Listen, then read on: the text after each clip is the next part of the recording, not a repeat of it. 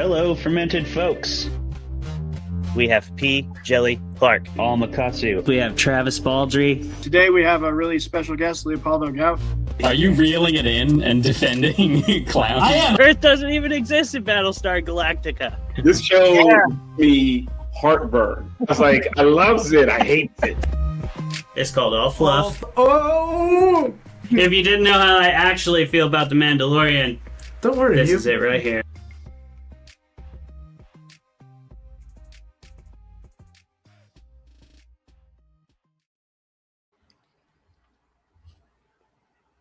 Folks, and welcome.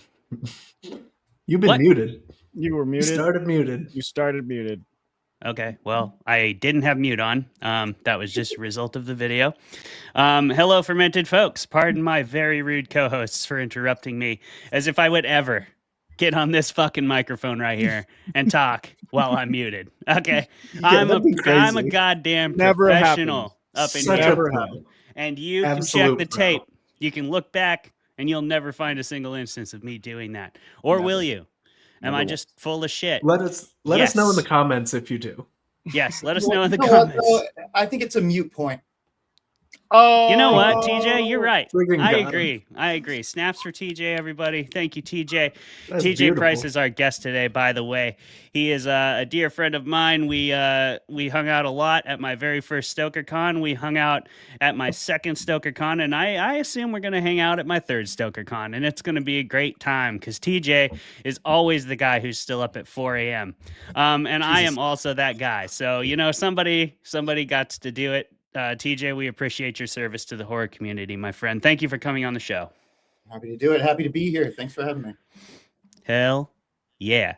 Last year, TJ really brought the heat when we debated Adam Neville's The Ritual. And I expect he'll do the same today as we talk about Brian Evenson's short story collection, A Collapse of Horses. Excellent or terrible short story collection, depending on what I roll tonight, as I will be debating TJ on that book, and our debates are determined by dice roll, just in case you don't already know. The first thing we do before the debate on this show, though, is our round of personal updates, so you can, stay up to date on all your hosts, and then get to meet your guest a little more formally. So we'll start with you, Jeremy. What's your personal update? What you been up to? And hello. So, hey, everyone. This is not... Okay. And yes, that is actually true. This is not okay, because I found myself very recently thinking about the film Ace Ventura: Pet Detective. Mm-hmm. And I was just going over the plot of the film in my head, and I came to a question that had no answer. And it was this. It was okay, so the central thing in the movie surrounds a plot that Ace Ventura finds out about because a dolphin was kidnapped, which turns out to be an elaborate setup for somebody to kidnap Dan Marino. There's no reason for the dolphin to have been kidnapped. Mm-hmm. You could have just skipped that and kidnapped Dan Marino, and everything would have been fine. Well, not for Dan Marino, but for, the person doing the crime. And this kept you up at night? Yes. I feel like this personal update might just turn into a therapy session where I'm like, and where did Dan Marino hurt you? Why? Show us on the dolphin stuffy where Dan Marino. Right in the laces. Yeah. Right. Look, I expect more from my mid-tier 90s comedies that probably aren't okay anymore. Okay. Yeah. As you should. Expect exactly that much from a mid-tier 90s Jim Carrey comedy. And nothing more. Look, as mid-tier 90s football-based comedies go, Ace Ventura: Pet Detective is far superior to Waterboy. So we at least have that. Travis? Good. Yeah. Sounds like Jeremy's he's thinking about Ace Ventura. What are you doing with your time? I have two. I have a personal one and then one that I'm just excited about in the sports world. as Clayton and I are wont to do, is update people about the sports world, even if you don't really care. Yeah. So personal Take that. one, I have Okay, I been will. making quite a few strides in my lifting journey that our good friend Zebediah Boost put me on. Mhm.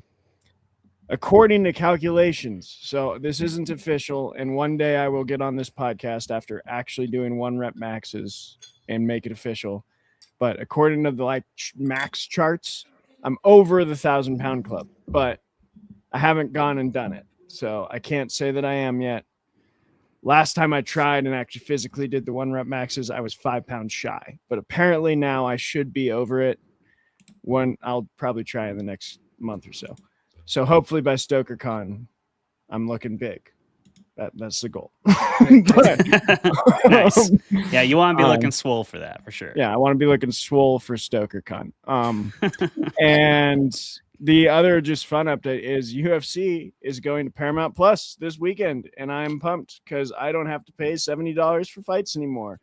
Yeah. I just pay the monthly fee, which is like not too bad. I think 13 for the premium a month, and I get the fight library, and I get the newest UFC fight, which is going to be Paddy Pimblett versus I'm not even going to try and pronounce. I think it's like Goth. It's like GOETHGEJE. Strange name. Very good fight coming up, and it's free, and I'm pumped. So yeah. Yeah, that's going to be a good one. I think Patty is still undefeated because he's an absolute monster.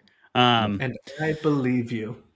You're right to do so. I'm pretty confident in that stat. I don't know about the other guy as much, but I know he has an awesome record too, and I know he's beaten a couple fighters that I really like. So he's quite good as well. Yeah, that'll be nice to not have to pay that. My favorite sport is definitely football, and I'm a Rams fan. Go Rams.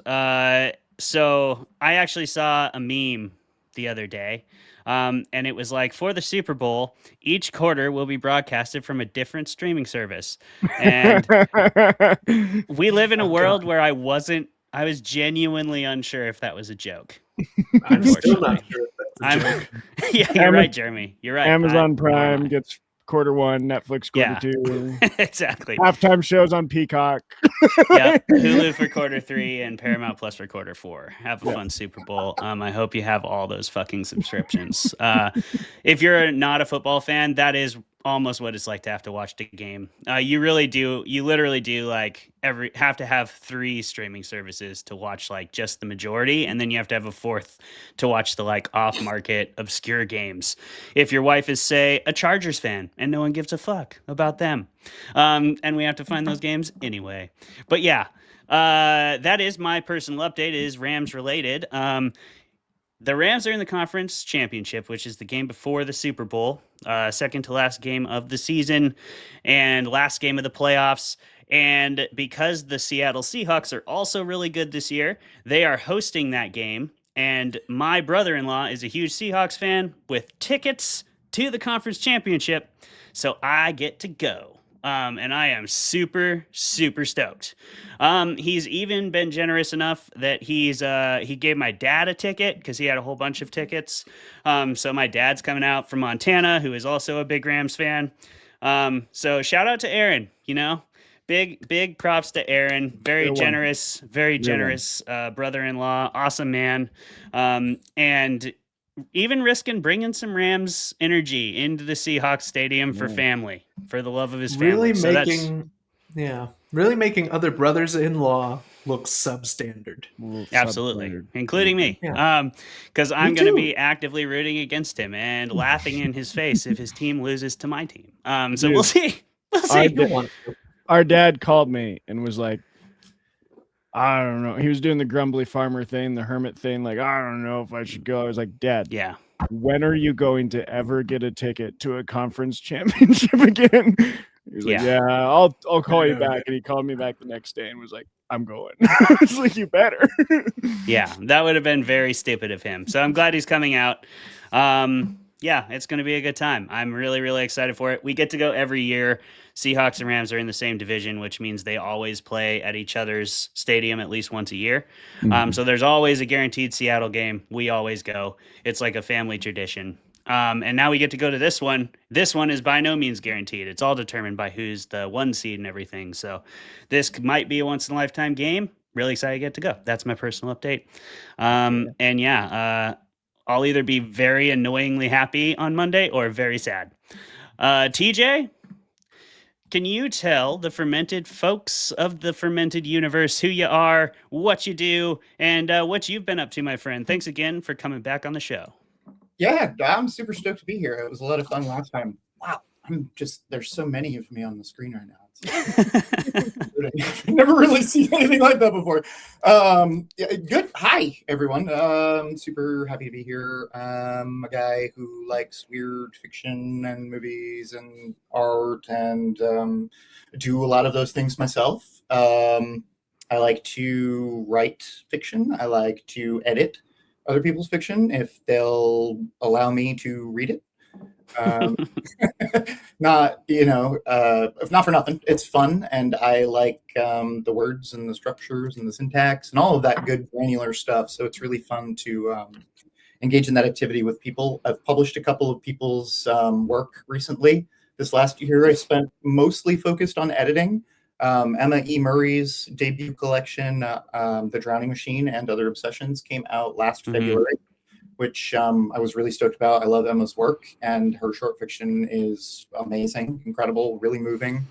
And Eric McHatton's debut fiction collection came out in September called Straw World and Other Echoes from the Void, kind of cosmic horror flavored stuff. Eric's really smart, knows a lot about weird fiction, a lot about the history of horror.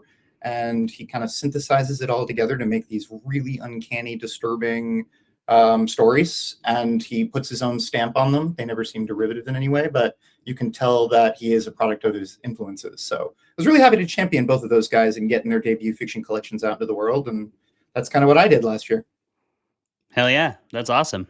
And we'll make sure we get some information on where we can find that sort of stuff at the end of the show. Throw it in the show notes for sure. You can also, I've already got TJ's information in the show notes as well. For his website, he has some short fiction that recently came out as well. His novella, The Disappearance of Tom Nero, is really excellent. I really like that. And yeah, we're glad to have you here, man, because you bring a level of insight. You bring that other side of the page knowledge that some writers haven't experienced. So this is going to be a fun one, especially since we're talking about one of the sort of contemporary forerunners of literary fiction. You're sort of more, I guess you would say, advanced type writing applied to the horror genre. When I say literary, that's sort of what I mean. Brian Evenson writes in a very, very advanced way. He's a very technically skilled writer. And so A Collapse of Horses is an example of that. And that's why TJ brought it to the table, but we don't know if he actually likes it. We don't know if I actually like it. But we're going to debate it and find out. And we're going to choose our sides by dice roll, like we always do. If you roll high, you have to defend this book. If you roll low, you have to attack it. TJ, are you ready for Travis to roll for you? I'm ready. All right. As long as you're ready, I'll roll for you. All right. Come on, Black Spark, no stop. Got 20 beats! Oh! All right. Yes. Nice. I rolled an 18. I was feeling pretty Suck good. it. Ooh. On the purple, on the gemstone purple dice that has been doing shit for me all year. So the curse is broken. Thank you, TJ. There you go. Heck yeah. That's so appropriate for this book, too.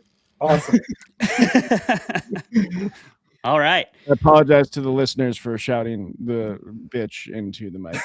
Not good, but I was excited. I rolled like trash the last D&D game I played. So There you go. Are You you saved it all ready? for now. yeah, I saved it all for now. So now we're gonna have a nice debate between Clayton and TJ. TJ, you are the affirmative, so you are going to start first. Are you ready? I am Sure. ready. Let's do it. All right, we are both ready. Starting with you, TJ, in 3, 2, 1, debate. Well, there's a reason I chose this book for this group to read, and I hope that everyone enjoyed it as much as I do. I think that this book in particular contains one of the stories that I have read inside the horror genre that should be regarded as a classic piece of short fiction all the way through the rest of time, as far as I'm concerned. The way that Evenson wields his prose is like a scalpel. Not a single word is ever left unused. And the way he likes to twist and subvert expectation is beyond any other writer I have ever read. What he does with actual narrative and on a sentence level is enough to unseat and unnerve any reader who comes across him, either casually or intentionally. There are still stories of his that I haven't read, and the new ones that I do continue to unnerve me every time, even though I'm aware of every little thing that he does at this point, I think. I truly believe he is a forerunner of modern fiction writing, fiction as a whole, not just the horror genre. Okay. Yeah, and that's all well and good. If you want to read to learn, then yeah, Brian Evanson's great. You can have a good time if you get your kicks from analyzing syntax and analyzing writing style and analyzing word choice and analyzing the placement of narrative structures like TJ does because he's a professional fucking editor. If, however, you are like me and sometimes you just want to read a nice scary story that delivers upon your expectations for the genre and carries you through a narrative that you can follow, understand, and then draw some sort of conclusion from at the end, Brian Evanson's work may not be for you. This work is characteristically and categorically and consistently convoluted as fuck, with minimal payoff, almost no answers to the questions promised earlier in the narrative, oftentimes. And for this collection specifically, I felt like it was really redundant and repetitive. A lot of the stories follow the exact same themes, and I understand you're putting together a collection. It has to have some sort of narrative through line. It has to have some sort of like thematic cohesion, but I don't think it necessarily has to be the same story over and over again. And I do feel like in this collection specifically, I've read a lot of short story collections. In this one specifically, there were several places where I felt like it was another one of the same kinds of stories that, oh yeah, individually they're all pretty good. But by the time I read my like third iteration of, oh, I'm a prisoner in my own mind and I have no idea what the fuck is happening, I'm like, okay, I get it. This is just either a weaker version of the story I just read, or it's a slightly better version of the story I just read, which makes that other story weaker as well. And then on top of that, I felt like that last story, the blood drip or whatever, was extremely derivative. I know that the first one, the Black Bark, was written specifically and inspired by a friend of his in another story. I felt like that last one was written as a partner piece for it. I don't know this for sure. So if it is actually revealed somewhere, let me know, TJ. But to me, it felt like, oh, I got to write something for the end of this collection. Let me just write a second one of those. And again, same kind of thing. It was weaker. And not the best way to end your story, in my opinion. But yeah, that's what I have to say about this. I think that's a really fair interpretation of what's going on a surface level. However, I believe that on a deeper level, there are a lot of things going on that would occur to you, I think, subconsciously after stepping back and looking at the stories as a cohesive whole, much like you mentioned. I think that it's less that each story is repetitive and more that each story is a different facet of the same story repeated. So it's less about the narrative propulsion and more about taking the same situation and looking at it from a different perspective. For example, he plays a lot with the idea of negation or doubling. And so you've mentioned one felt like an inferior version of the other, or it felt weaker in some way. But I would argue that there are pieces that say the story is the same story, not Black Bark versus Black Bark, for example. In the very first story, which I could talk about for the entire 2 hours, Black Bark, he talks. Is that the one, just out of curiosity, sorry to interrupt, is that the one you were referring to at the beginning? Yes, Black Bark is the very first story. And then the Blood Drip, which is the final story, serves as the pieces that are left out, if you will, of the narrative that happened in the first place. So yes, if you read the two stories sort of separately and out of context with one another, they might not stand up next to one another. But if you read them as bookends of a collection, that really has to do with undermining your sense of reality as a reader, as well as a human being, I might argue. They become far more powerful, especially when you consider the fact that Black Bark survives as a study of negatives and polar opposites. He talks about a story that's called Black Bark, but the story ends on a note where he's suddenly discussing the opposite of that, or not Black Bark, or what Black Bark left out. When you get to the blood drip, you kind of subconsciously realize, although it's never 100% told to you right away, that you're reading not Black Bark or the story of what Black Bark left out, which is also what the first story ended with. So now you're ending a collection with what was left out and what was so frightening in the first story. So you feel like the characters in the first story having been pulled all the way through the book to its end. So I think there's a lot going on under the surface. I do agree that it's not necessarily the most accessible thing in the world, but I will say that it is one of the most immersive things that I've ever read. And that, I think, is a feeling that everyone can get into, regardless of their level of reading.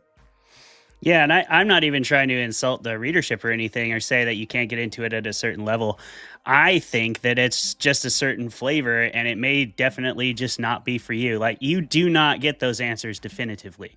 You, TJ, are a very intuitive reader who does this for a living. You read for a living. So, like, yes, you have that skill set to draw those interpretations, and you might not be right either. Like, we don't know for sure anything, and I think there is some duty of the author to answer the questions that they propose. I think, I don't remember who said the quote, maybe you can help me out, but there's an author who said our duty as writers is to deliver upon the promises we make at the start of our narrative.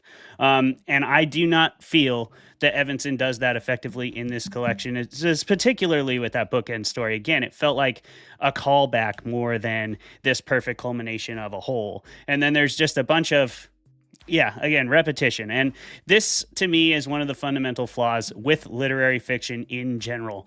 It, to me, now this is a little bit hyperbole, but it's a little bit like that banana that was in the art exhibit and everyone was like, it's brilliant. Or they're like, it's the dumbest fucking thing I've ever seen.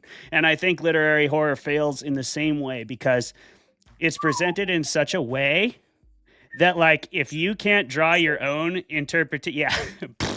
if you can't draw your own interpretations and enjoy that aspect of the reading process, and you just want to read a story and you want the author to tell you a story, you don't want to have to tell yourself a story, then you're not going to be able to appreciate it because it's not really made for you to be appreciated. So I don't know. It just depends on what you go into reading for, I guess. And for anybody who wants, like, a cohesive, understandable narrative, I wouldn't necessarily recommend this.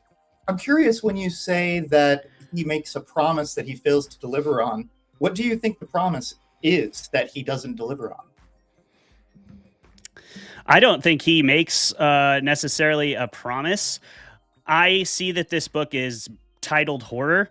I don't find it very scary in really any instances because I disagree with you on that point of immersion. I don't think it's immersive at all. I think it's too exclusionary to be immersive. Unless you like go in wanting to immerse yourself. It's again with the art gallery thing. Like if you go to an art show and you really want to just like look at art and stare at things and interpret your own things for 6 hours, then sure, you might enjoy a really stuffy art presentation. But if you don't and you want the story to be told to you, not have to tell it to yourself based upon the clues you're given by the author. So I guess I'm not seeing much of a promise, and therefore I'm not seeing much of a delivery either. These stories are just like, I don't know what's going on, and neither do you. Fuck you, reader. Good luck figuring it out. I'm smarter than you. It's so nose in the air. Brian Evenson is sniffing God's ass when he writes this collection right here.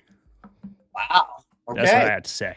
Well, I don't know that I know how to argue against someone who is going to read literary fiction and not think that it is in some way pretentious, because for it. I do think that there are promises that are made with narrative, and I do agree that an author should answer to those promises. But I think that if you can't tell me what the promise was, you can't tell me whether or not they made good on it. Yeah, I mean that's a good point. I guess my promise would be this would be scary. It is No not scary. promises. No promises that cram will it. be cited here. There's none of them. No promises to our audience. I don't know why I suddenly adopted a really bad Italian accent, but I did. It's the Philadelphia hat. You really Yeah, can. It's bleeding into my brain, and I love it. Go Birds. Although the birds, They did not go. No, they It's did not. Sure. Go. Cry, But- Eagles cry. Great debate, people. So many topics that are spiraling in my mind that I don't think we're gonna even go down the rabbit holes because I've Can gone only down. go down so many of them. You can only do, but there's a couple here that we'll definitely get into. Normally we do fermented facts, especially with movies. Books are hard. I have lots of them. Okay, good. I was just gonna Thank God. pitch that to TJ or Clay, and we're not gonna do sort of like was it a success because that's nearly impossible to map for novels and short story collections. Sure, it was a success. You know why we know it's a success? Because it got published.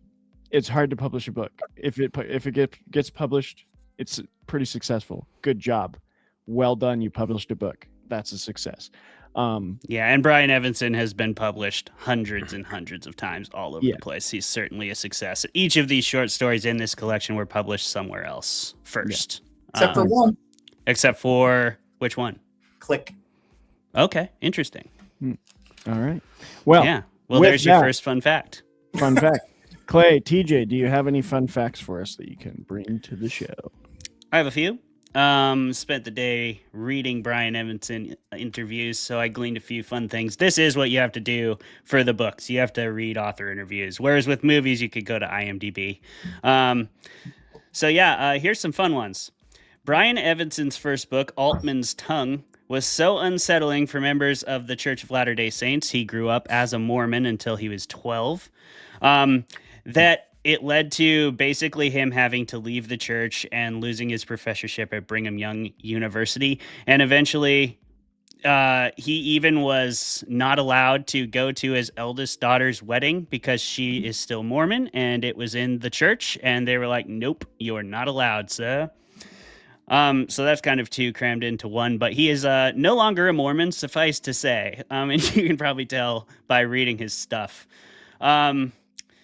He's still is a college professor. However, he's taught at CalArts in Valencia, California, and he taught a stint at Brown, and I think he's teaching somewhere else right now, but I wasn't able to find like a 2025 interview. The most recent I found was 23.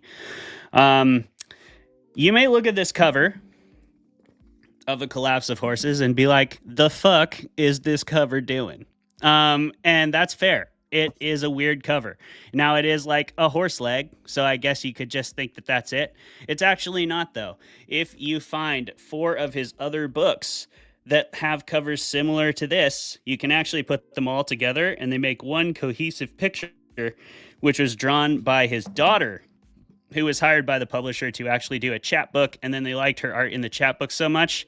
And TJ actually has the books I can see over there, so he's going to show them to us. Thank you, TJ. But if you put them together, they make one. It was drawn by his daughter, who was making a chapbook for the same publisher, and they liked her art enough that they actually asked her to do these paperbacks. 3 of the books that are included in the collage are earlier novels of his, and then A Collapse of Horses is the short story collection. There you can see TJ's got the bottom half there, so you've got like an arm and like a wolf paw kind of situation, and then you got your horse legs, and then up top, boom, you got this wolf horse thing, which is pretty sick looking. And it all up, but I only have 2 arms. Yeah, you can only do what you can do. Thank you for showing us, TJ. Yeah. They look really cool when you put them all together, and you can. I'll throw a link to the picture in the show notes. Another one.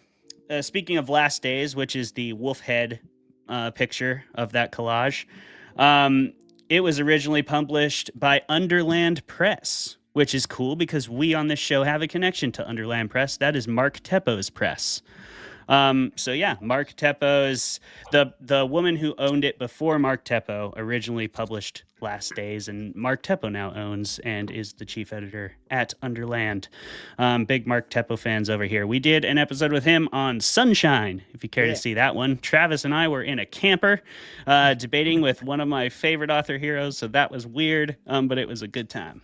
Yep. And then just some accolades for Evenson. If you're not familiar with him, he's won a lot of things. He's been a recipient of 3 O. Henry Prizes. He's been a finalist for the Edgar Award, the Shirley Jackson Award, and the World Fantasy Award. So he's been awarded in every speculative genre, essentially. He's been awarded for essays. He's been awarded for literary fiction. I believe he's been awarded for basically poetry, for flash fiction. And he is also the winner of the International Horror Guild Award and the American Library Association's Award for Best Horror Novel. So lots of accolades. Evenson is a 5-star general when it comes to writing short fiction. He's an absolute legend.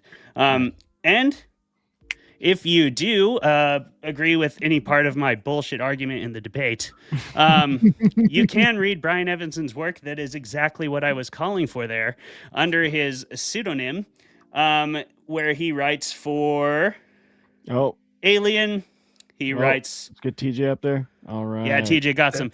He writes for Dead Space IP. He writes for the Alien IP. He writes for the Halo IP.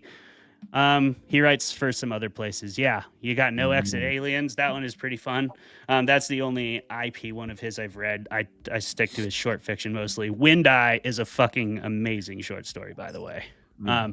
If I was going to recommend one, I would say Wind Eye is definitely one of them. But honestly, every short story in this collection is fucking amazing. So, I love that fact you just told, that he has a pseudonym, that he just writes pop genre pop fiction for popular IPs, because I feel like everyone who's in the category of the nose look downers is oh, I would never pick up Alien. It's you're reading the same guy. Yeah. Shut up. This B.H. Evenson is a hack. Yeah, he's such a hack. He's no Brian Evenson. He's no Brian Evenson. Yeah, the inferior of the Evensons, to be sure. No, but yeah, that's the facts I have. TJ, do you have some fun facts about Brian Evenson? You got most of the ones I was going to do. I don't know why I wasn't ready enough to call you out on that one, because the postmodern argument kind of falls apart when you pull in his genre work, and I was just so glad you didn't. It was the only argument I had. I knew you were going to go there too, and then I was like, damn, I gotta do something here. I really like his work a lot because of how much it is based in that feeling of being unmoored. And I feel like a man who has a lot of experience with the Mormon tradition and faith and religion moving, through his life is a really interesting guy. I don't know. It's a really fascinating story. I feel like a lot of the people whose work I like that is very disturbing or unnerving in some way have been excommunicated from the Mormon Church. Another one that comes to mind is Neil LaBute, who is a screenwriter and playwright, and he's made a bunch of movies like Your Friends and Neighbors, and In the Shape of Things, and In the Company of Men. All of these are just very brutal, kind of cruel social plays. The one that I love by him is The Mercy Seat, which is about a man and a woman in an apartment on 9/11, and they're going to use it as an excuse for them to leave their spouses so that they can continue their affair. And the whole time the set is covered in a white ash. And it is just the whole time the guy's cell phone is ringing because his wife is calling him to know, where are you? Are you dead? You were in the towers are falling, and he's going to go start this new life. So Mormonism and brutality and surreality and all sorts of weird shit seem to be kind of tied up. And I think it's really fascinating. I obviously don't think that's the most fascinating thing about him. I just think it's a really interesting guy. Yeah.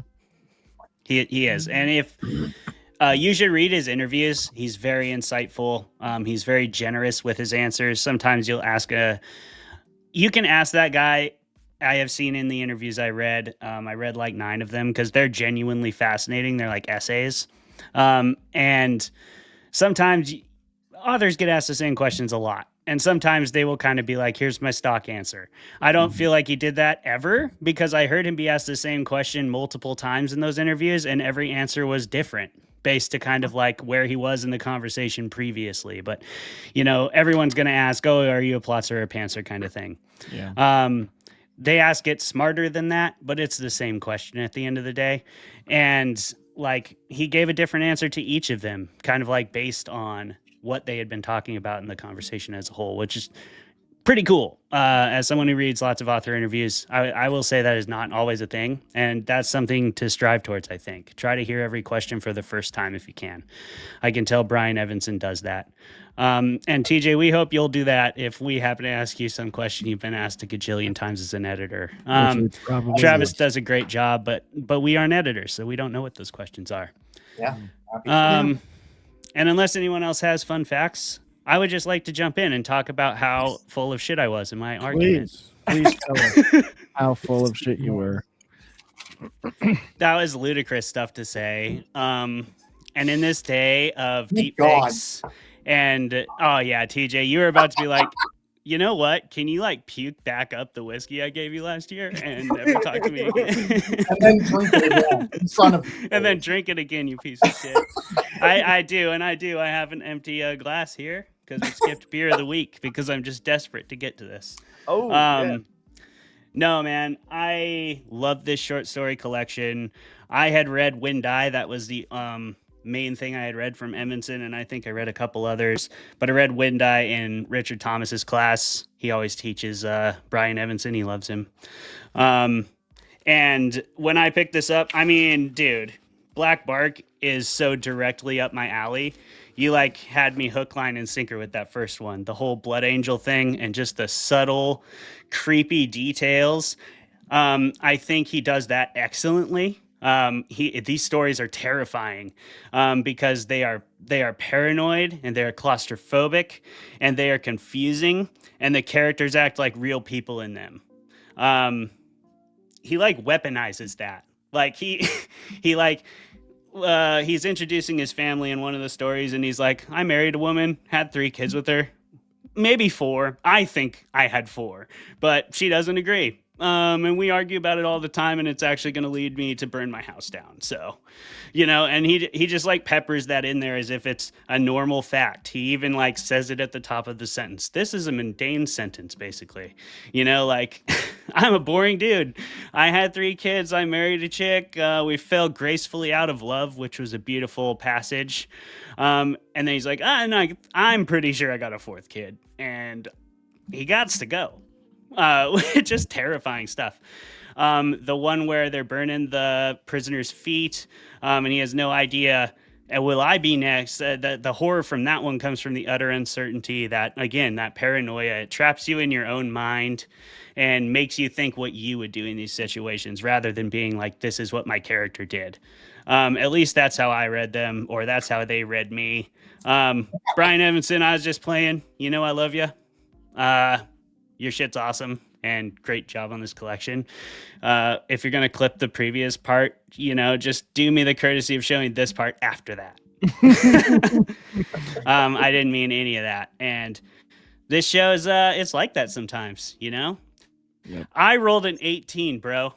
I was so stoked. You tried so hard. And I got a nat. Thank you. 20. I do not want to argue against TJ with my bullshit argument. Who's going to come like with the heat? And yeah, you know, I just kind of like tried to paddle up that river there and I had a lucky day. We hung in.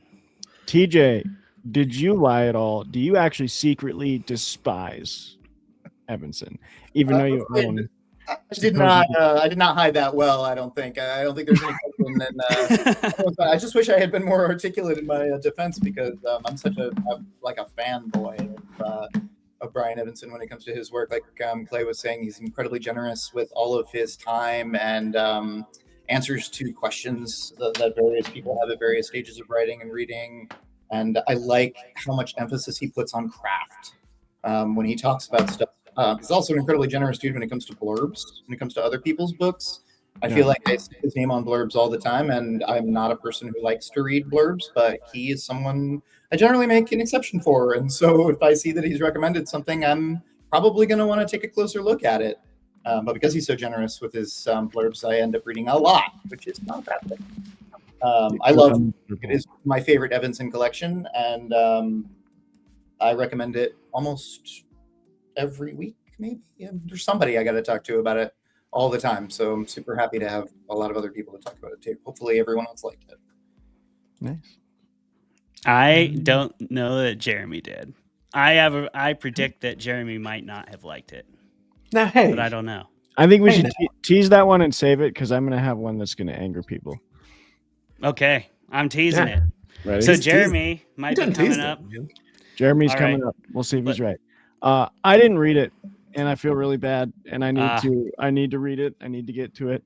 But I'm currently teaching 2 teenage books, reading a biography of George Washington, also trying to make my way through another C.S. Lewis book, and and a text about an evangelical. So, yeah, I had a full stack, and I put this on it, and I was like, I'm gonna get to that, and I didn't. But it sounds right up my alley, so I'm excited. You'll like it. You'll like it for sure. Yep. And that's okay. This was short notice. Yeah. I think I made a scheduling error and told TJ a show that we were doing with somebody else. I double booked that topic basically. So we had to change it, and then TJ was like, "Let's do a short story collection. No one does those." And you're totally right. Like, I love short story collections. I love short fiction, and horror specifically fucking slays at short fiction. There's amazing horror short fiction all over the place. Like, grab a magazine, grab an anthology, and read whatever like 3 writers you love. Go read all their other short stories, and you'll find a bunch of other cool shit. So I was really stoked you brought that to the table, man.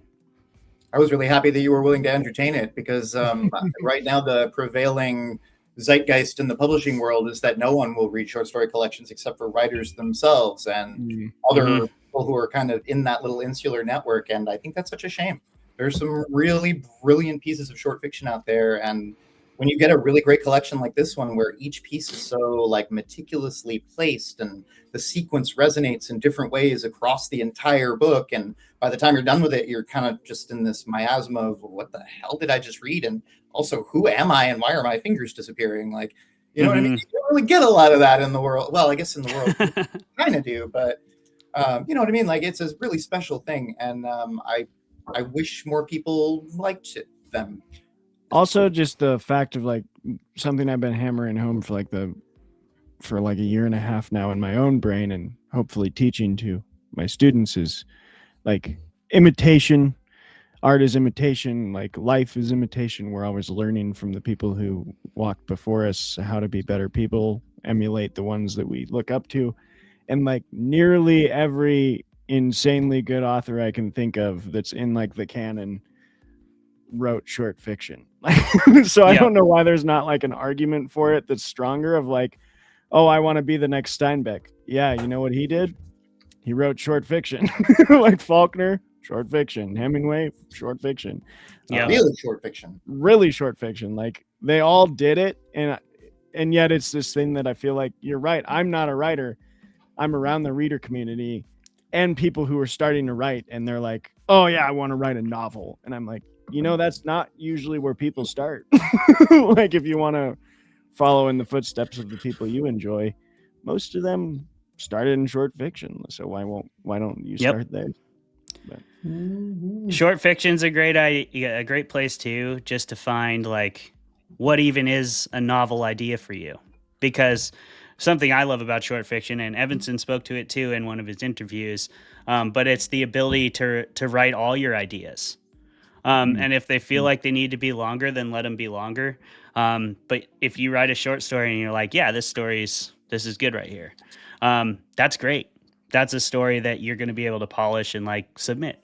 And get in front of other readers and other writers. Like it makes a huge difference if you read someone's story and you like it, and then you see their name tag at a con or something. You're like, oh, I loved your story. And you can actually, and I mean, I will tell you that if you tell an author that you loved a short story of theirs, they'll be way more flattered than if you tell them you read their novel or whatever. They'll be like, damn, where'd you find that? You know? It used to be more commercialized too, I think, but we'll talk about that later. I do want to know, Jeremy, what you thought of this particular batch of short stories. We teased Now, him. hey, Hey, everybody. Now, look, a lot of heat is coming at me prematurely. You do I that feel- to everybody, so I really don't feel bad. Yeah, even just at all. calm down, Jeremy. Yeah, Why don't Jeremy. you just calm down? Calm Hey, down. I'm so calm. In fact, I'm gonna get turned up. Let's do this. Let's go right now. Let's turn it up. Now here's what I am going to say. This is the first collection of short stories that I have ever read. Oh, 'Cause, excellent. reading's tough sometimes. Actually, no, not really.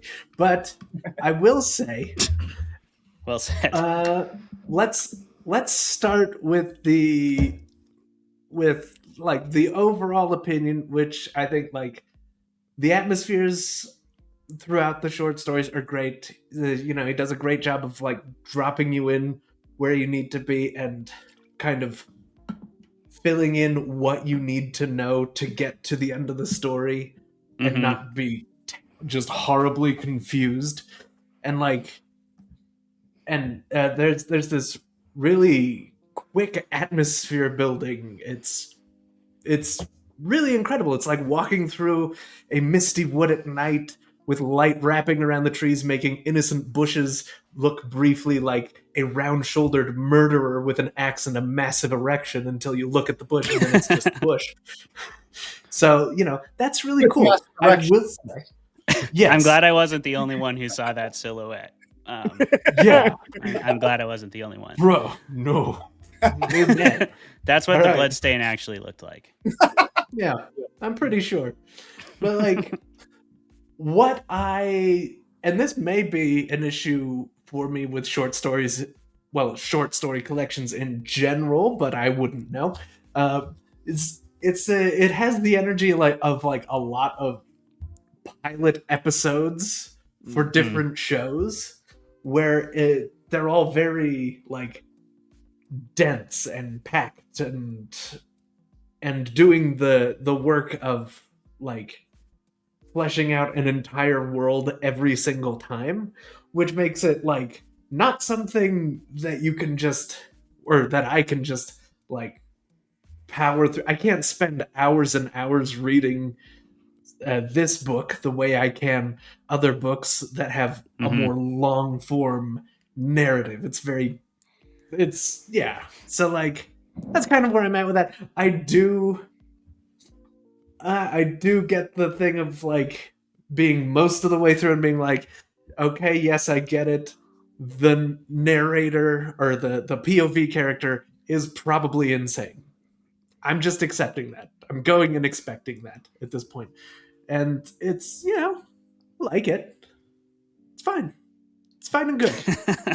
All right, it's fine and good. Yeah.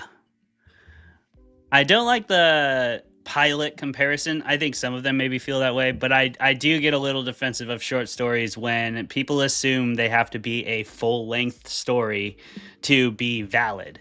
And I really hate that because I think that a short story should be read as a piece. Now, where I will agree with you, like a complete piece, it's enough to be a story. Yeah. But where I will agree with you, Jeremy, wholeheartedly, is that feeling of it is hard to just blow through a short story collection unless it's your second time reading the stories or the third. Then I think you can. Then I think you try to read it like TJ spoke to in his arguments as a coherent whole, because they are, a well-edited collection will always have a coherent whole to it. But I have a hard time powering through them on the first read because it's like a new world every time. It's, like you're saying, it's like a carousel, but it's not even Black Mirror. It's kind of Black Mirror, but you have to learn. It's kind of like that kind of structure.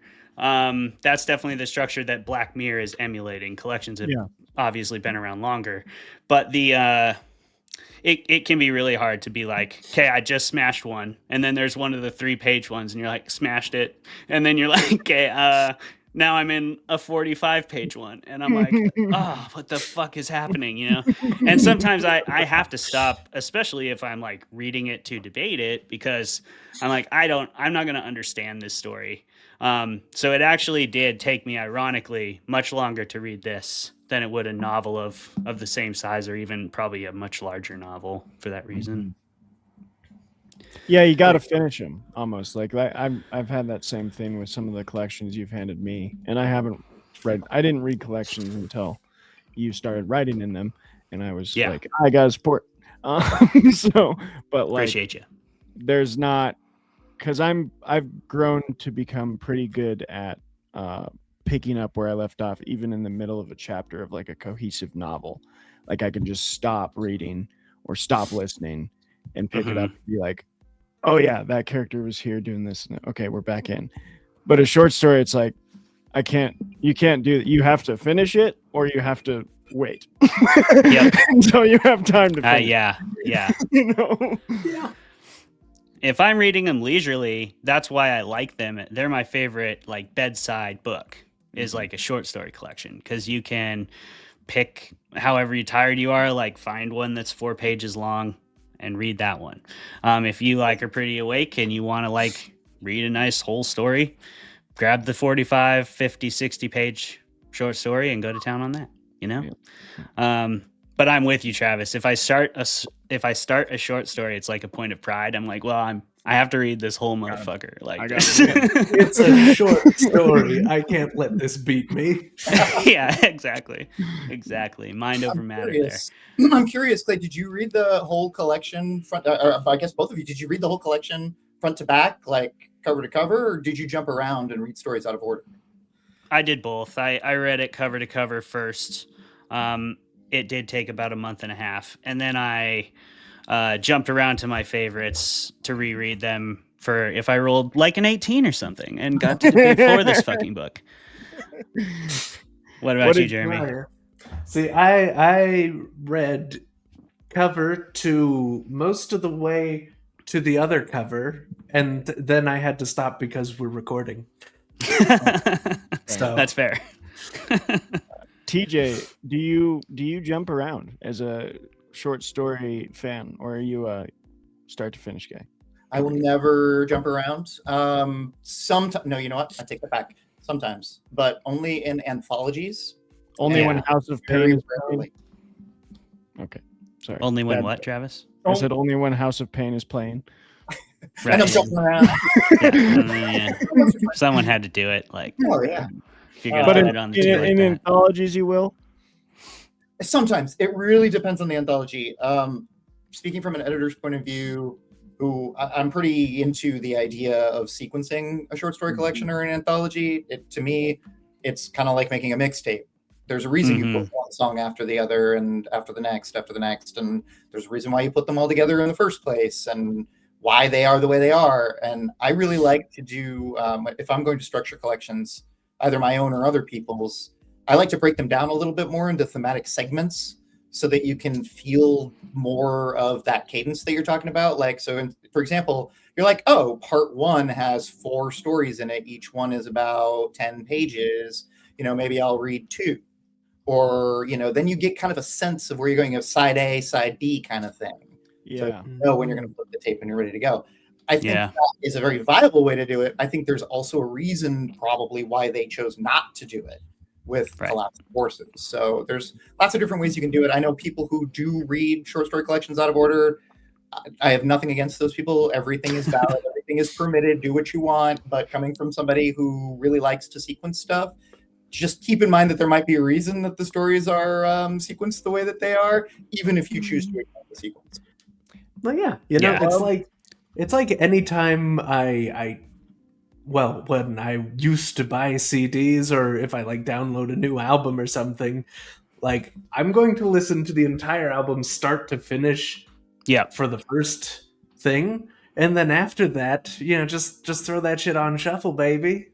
Well, just slide it into the mix. I was just going to say that it goes to what the thing is marketed for, which I think you touched on, TJ. Like, this is marketed for a sequence, and like that's how albums all used to be made. Like, all albums in music used to be a story, like a sequence of, okay, everyone's going to put this into a tape player or put it on a record player and listen to it start to finish. Now, like, it's not necessary for albums to do that because Spotify is the primary way people listen. So there actually isn't as much need to be like, okay, you have to listen in order. Now it's like find the hits and listen to those. And if you like them enough, listen to the stuff around it. But Mhm. I always gravitate. So I'd probably read in sequence too, because I gravitate towards the artists that still do the straight line and like tell a story with their songs. I think it's interesting because even though the album itself kind of has gone out of that fad, like the whole story idea of reading it from cover to cover kind of thing, we're still creatively motivated to make them. People still make albums, and they are still, I mean, most of them, the ones that I listen to anyway, are thematically cohesive in some way and follow a story. And I might even argue with a lot of the stuff that is very, very popular and in the mainstream. I can point to like Taylor Swift, for example, creates and crafts these narratives that have all of these interlocking pieces and all of these clues that her fans are obsessively hunting for. I would argue that I probably did the same thing with this book. Do you see how many like there's thematic interplay all over the place, or am I just paranoid and like hallucinating it and looking for patterns? Are you in a Brian Evenson story? It's yes to both. Yes. Are you an Evenson Swiftie? That's the question. Yes. I want Brian's version. Brian. Yeah. I want the Brian's version. I love that. Brian, go right in the Taylor Swift IP next, please. We all want to see it. We all want to see it. Tortured Poets Department, but for real, like actual. Yeah. T.S. Evenson. There we go. All right. Well, that wasn't one of my questions, but great discussion off of. Hey, yeah, we did it. You guys. Simple little summaries of what we thought. Wow. Hell yeah. Well, that's exactly what that segment's meant to be. And another segment that was meant to be in another spot is now here. What's everybody drinking tonight before we go to break and pee it out? Yep. Oh, good. I'm drinking a Mind Haze Brain Melter Nice. IPA. Yeah, that's an Imperial Hazy that I got from the little country store down the street, and I felt it was appropriate for this collection. Definitely some brain melting shit in here happening. Sometimes literally. Like the story that just starts with a meat shower.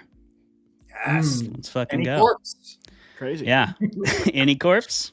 Also hilarious. Like, the guy is hilarious. Any Brian Evenson corpse? is a funny guy. Travis, I wish you knew what we were talking about. Any I corpse know. is it's a good one. It's a good one. Yeah, what are you drinking, Trav? I've probably shown this on the podcast before, but it's one of my favorite bourbons, and yes, it is from Montana. People always like, one of your favorite bourbons from? Yeah, they did a good job. Okay, so from Head Frame Distillery, Butte, America. All right. They call themselves. They say we're not Butte, Montana. We're Butte, America. They do say that. It's there quite for everyone. quite a fun town, and quite a good bourbon. I'm a big fan, and it's one of my favorites to mix old fashions in. But tonight I was just having it on the rocks, which have now melted. It's got the screw top too, which is even better for those haters. No, it doesn't. They can't fucking handle it right now. It's not a screw. It's a cork. Oh, I thought it was a screw top too. Well, that hey. would have been great. Anybody who knows anything knows that screw tops. That's kind of where it's at. Come on, guys. I don't know about that. You can officially call me nobody then. Jeremy, what are you drinking? Screw top. Well, hey, You got a screw top going on? unfortunately, no. You fucking slack. That would have been so good if I just pulled out a bottle at Early Times, bottled and bond. But what I've got here... That's what I always figured you had in your Camelback at Stoker, TJ. Yeah, you're not trying to get some of that? Come on. But no, what I have here, right, is I guess what I'll call a collapsed horse, or it's a collection of disparate things that go together. Apparently, and what it is really is a ginger gin old fashioned. Okay. So I've got this White Lady gin from Montgomery Distillery in Missoula. Yay. I've got this fiery ginger syrup. These orange bitters.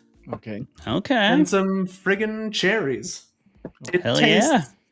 crazy, but good. I bet. Let's go. Cheers. Let's collapse the horse.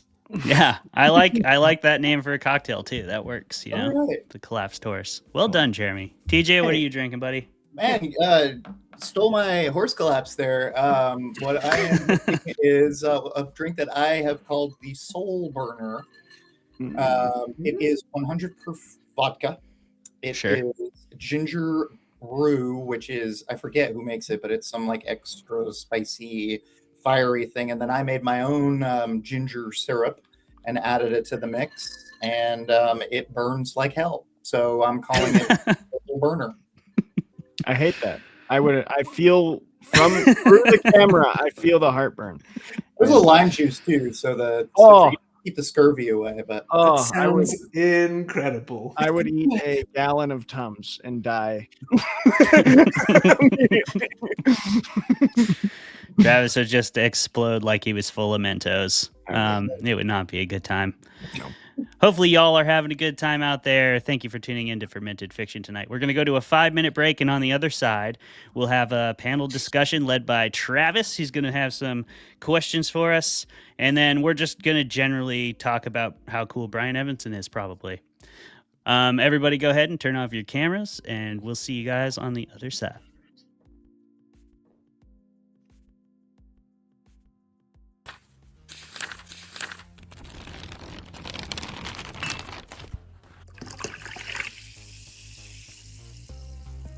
Hello, Fermented folks. Welcome to another episode of Fermented Fiction, the first of our new season, and I believe it's season 4. The show where we drink beer and argue with each other and bring on... Yes. If you'll permit me to go a little bit outside the box. Once upon a time, apparently... people used to sniff mummy remains, powdered mummy remains, like cocaine.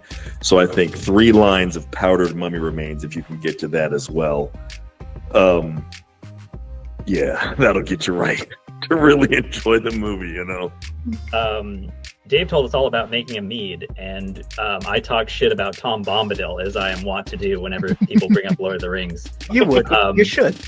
And then that's everybody exactly what he freaking made. chill about Tom Bombadil, or I'll get unreasonably upset. So, in your assessment, what did you think of everyone kind of paired off, or at least a number of people did, romantically?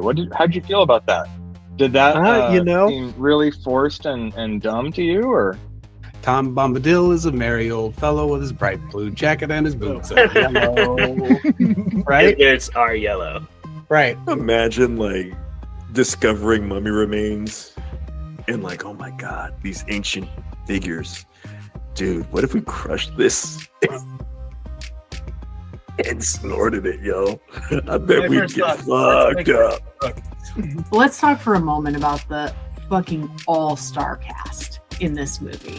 We have Ewan McGregor slaughtering it the entire time, main character energy, top to bottom. You can't argue with it. Women want him, men want him, everybody wants Ewan McGregor. Okay? If you don't agree with that, you're lying to yourself.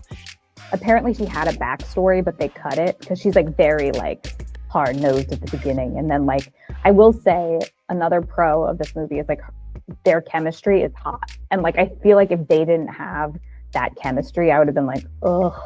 Because she says at one point, she's oh, it's the apocalypse. What are we going to do? Fuck.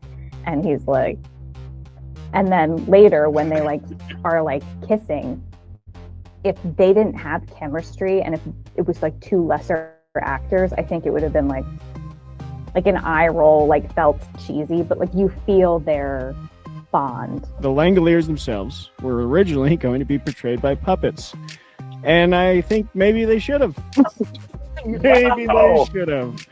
Dude, that's amazing. There's no maybe about that. And I wish that I could say that there was something greater happening here than the war diary of a broken man living as sort of this White Tower academic with all of his friends sitting inside the Eagle and Child drinking beer and pretending Magic Lion Jesus isn't really silly. Because, it is. If we can just all be very honest with each other. The Lord's work out there. Good job. I like to think that I am. Most people aren't big enough, but I am. I'm willing to step up, you know? Yeah. Dedicate that time. Yeah, You're willing to willing to dedicate that time. The time, the money, all of it. That was so painful. It's one of those painful things Oh, that that I've was done in my so life. That was so good. We've never been so savagely attacked by any author on their show. It's incredible.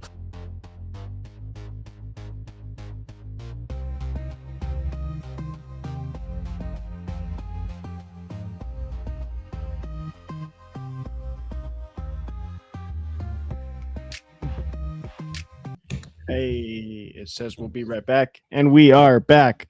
And Oh yeah, I am going to come in by saying I kind of wasted my update on sports instead of the actual horror related thing that I could have updated on.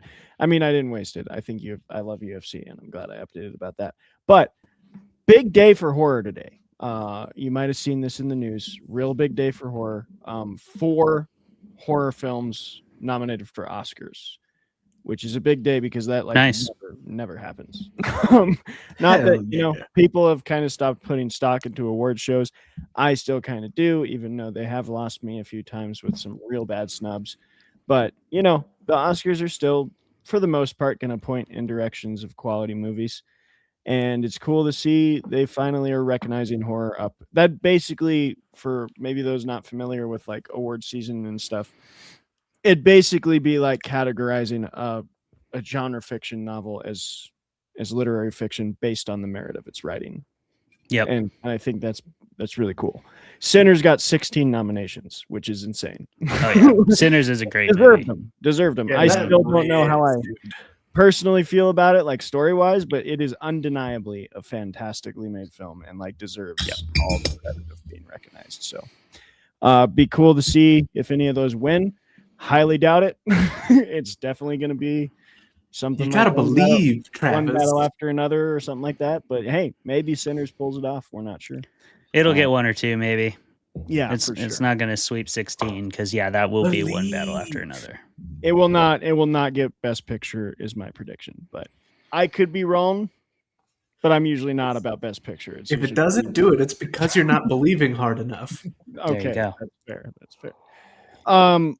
On kind of a positive note, I want to start on a positive note because I really liked something you said in your introduction, TJ, and I'm hoping you haven't been asked this 1,000 times as an editor, but you called your job, championing people, and I think that's beautiful for one. So thanks for doing that, and for two, kind of for the whole panel, I can guess our answers, but I'd like to hear a little like more of why you think this is. Like, do you think championing other people is a lot easier than championing ourselves when we're trying to sell products like books and such? Why is that? What makes you really like to be that cheerleader rather than kind of like buy my product? Unless it's the other way, and you know, no judgment. If it's not, it might be. TJ, please don't forget to answer any of those questions. It'd be very rude to do that on our show. That is a really excellent question. It really, really is. It's actually something that I struggle with myself when it comes to self-promotion. And really what it comes down to, I think, is a very complex kind of philosophically laced notion that I very strongly believe that once you, the author, put your book out or your material out, there is a death. You, the author, die. You yourself, the person who wrote that book, no longer exist. And the book that is out there is a hybrid creation of what you put out and whatever everyone else who reads it brings to that book. And it's not like yours anymore. But when I think about like the books on my shelf that I didn't write and that I read as a person who reads a lot of books, I don't think of it as like their book. I think of it as my book, my physical book. Like, this is my book. You know what I mean? But it's not my book. I didn't write anything in here, but I still think of it as my book. So it's easier for me, I think, to go out into the world and say, hey, Emma Murray's collection is fantastic and I love it, because I have more faith in my taste when it comes to reading other people's stuff, and I feel more territorial over it than I do my own. Once I put my own stuff out there, I feel sort of divorced from it. Like, that's the elephant graveyard. I don't want to go there. You know what I mean? I don't know if that makes any sense at all, but yeah, that's super interesting and not makes quite sense. the take I really expected, but I love it. I love it. Clay?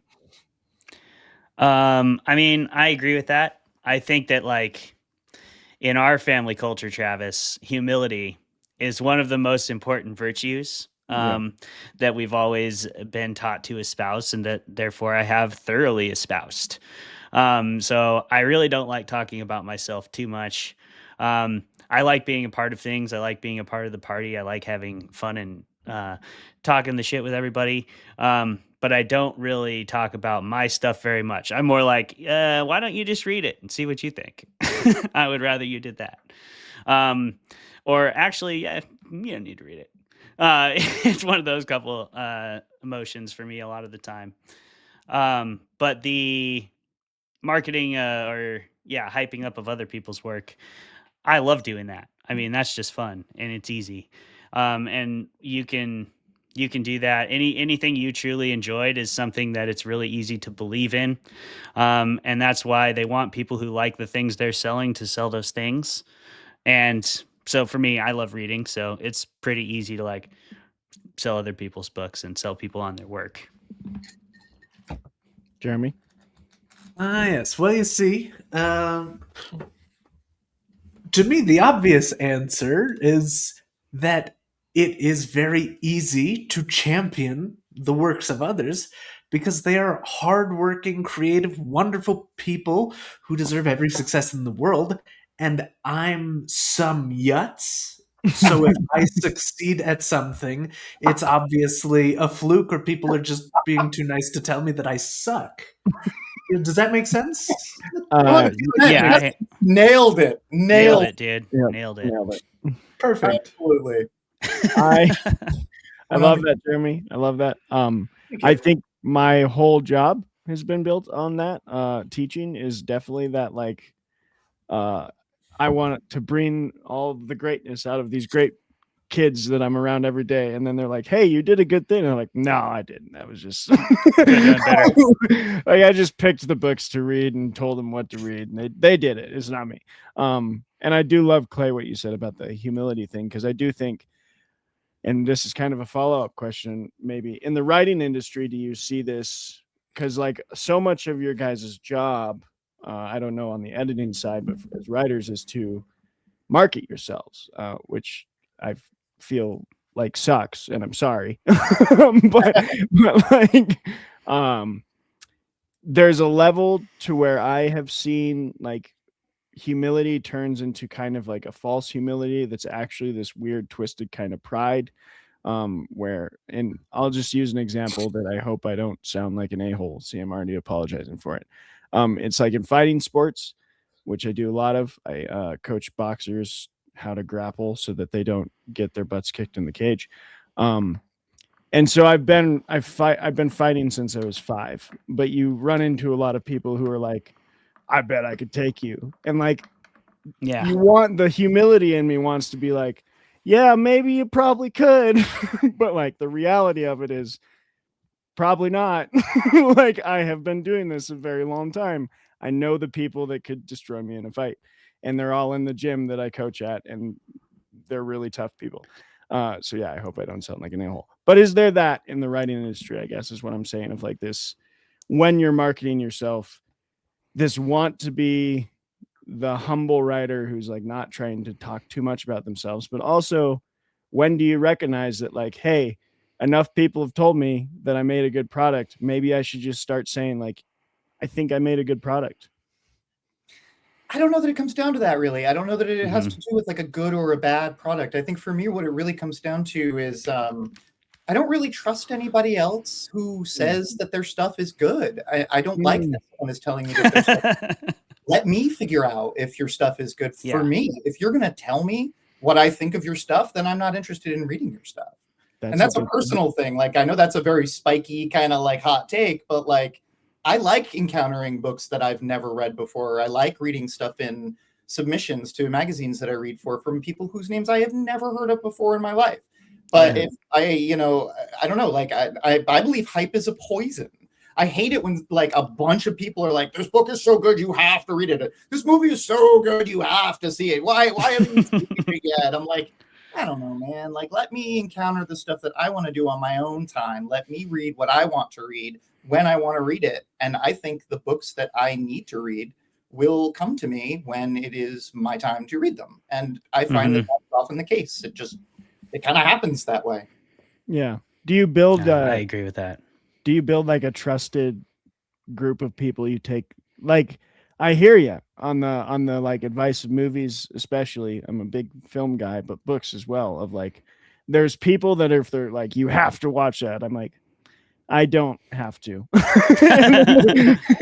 It's that same thing. There's like some small circles of people in my life that they're like, hey, you really have to watch this movie. I'm like, oh shit, if he said I have to watch it, or she said I have to watch this. That's different though. I need to go there.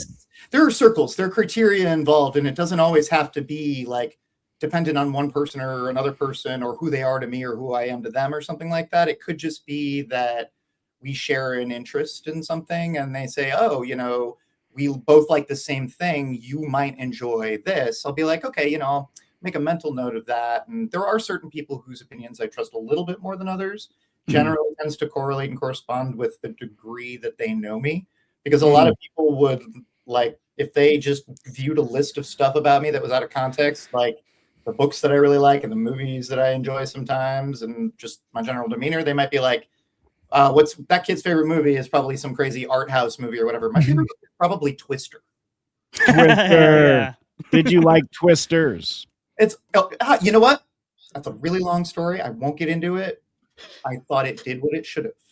I don't think it will ever eclipse the original, unfortunately. It won't, but I enjoyed the shit out of it. I gotta say, actually, okay, let me tell you. I saw it. And no, TJ, wait. TJ, perfect. We can do this next year. Oh, we can do it next season. We'll do Twister 2. I think it totally counts as a horror movie. Okay, you know what? That would be really interesting. I will debate you on Twisters. Yes. We can talk about whether Glenn Powell is hot enough to justify all the mistakes. You've never seen it miss this house and that house and come for you. I love that shit. You haven't seen that shit. Just take your shirt off, Glenn. Yeah. Come on, Glenn. What are you doing? Give the people what they need in this time of crisis. Anyway, Clay, you probably have a deeper thought than Glenn Powell's six-pack, but not about Twister. How am I supposed to think of anything else? But yeah, I think you said in your question something to the effect of, if enough people tell you have a good product. I definitely don't think you should validate yourself based on the opinions of others. Yeah. And I don't think you should base your self-worth or your work's worth on that.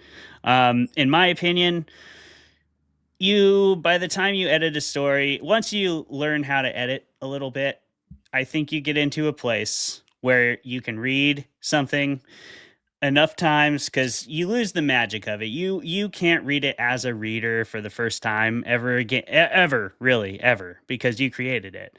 But by the time you start to read the finished product, even then, you're reading it from such a different place that you have no idea how your reader will experience it or what they will bring to it.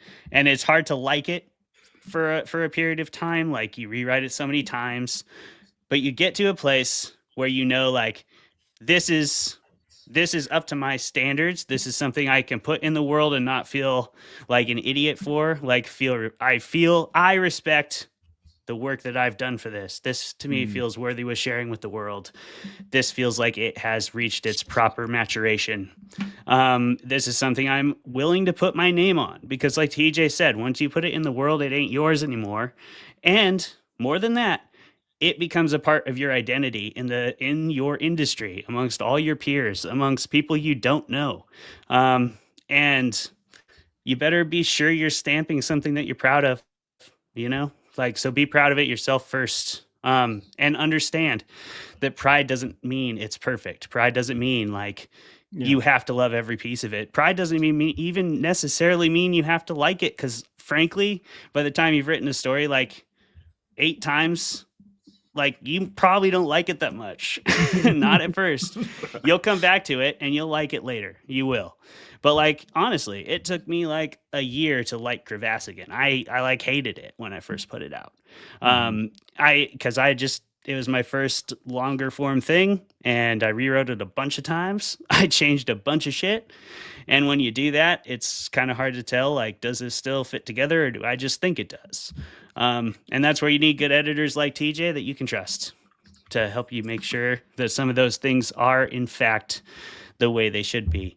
And shout out to my editor, Joe Donnelly, Dark Force Press. And yeah, they do a great job up there. But yeah, I hope that answers your question. It was a bit of a ramble, but that is something I'm a big I think you got there. And I think everybody's hit the point of it where like you have to be able to like show others what is getting you excited about your own work. Otherwise, nobody's even going to want to look at it. Because if you can't communicate what is like something positive about your own stuff, then nobody's going to think anything about it. And, you know, I don't think I have anything more to add on that other than one random story that Travis's question did remind me of, which is, and it was pretty funny to watch happen. And Clay will remember this as the time that the Boston Brawler came up to me and him at karaoke.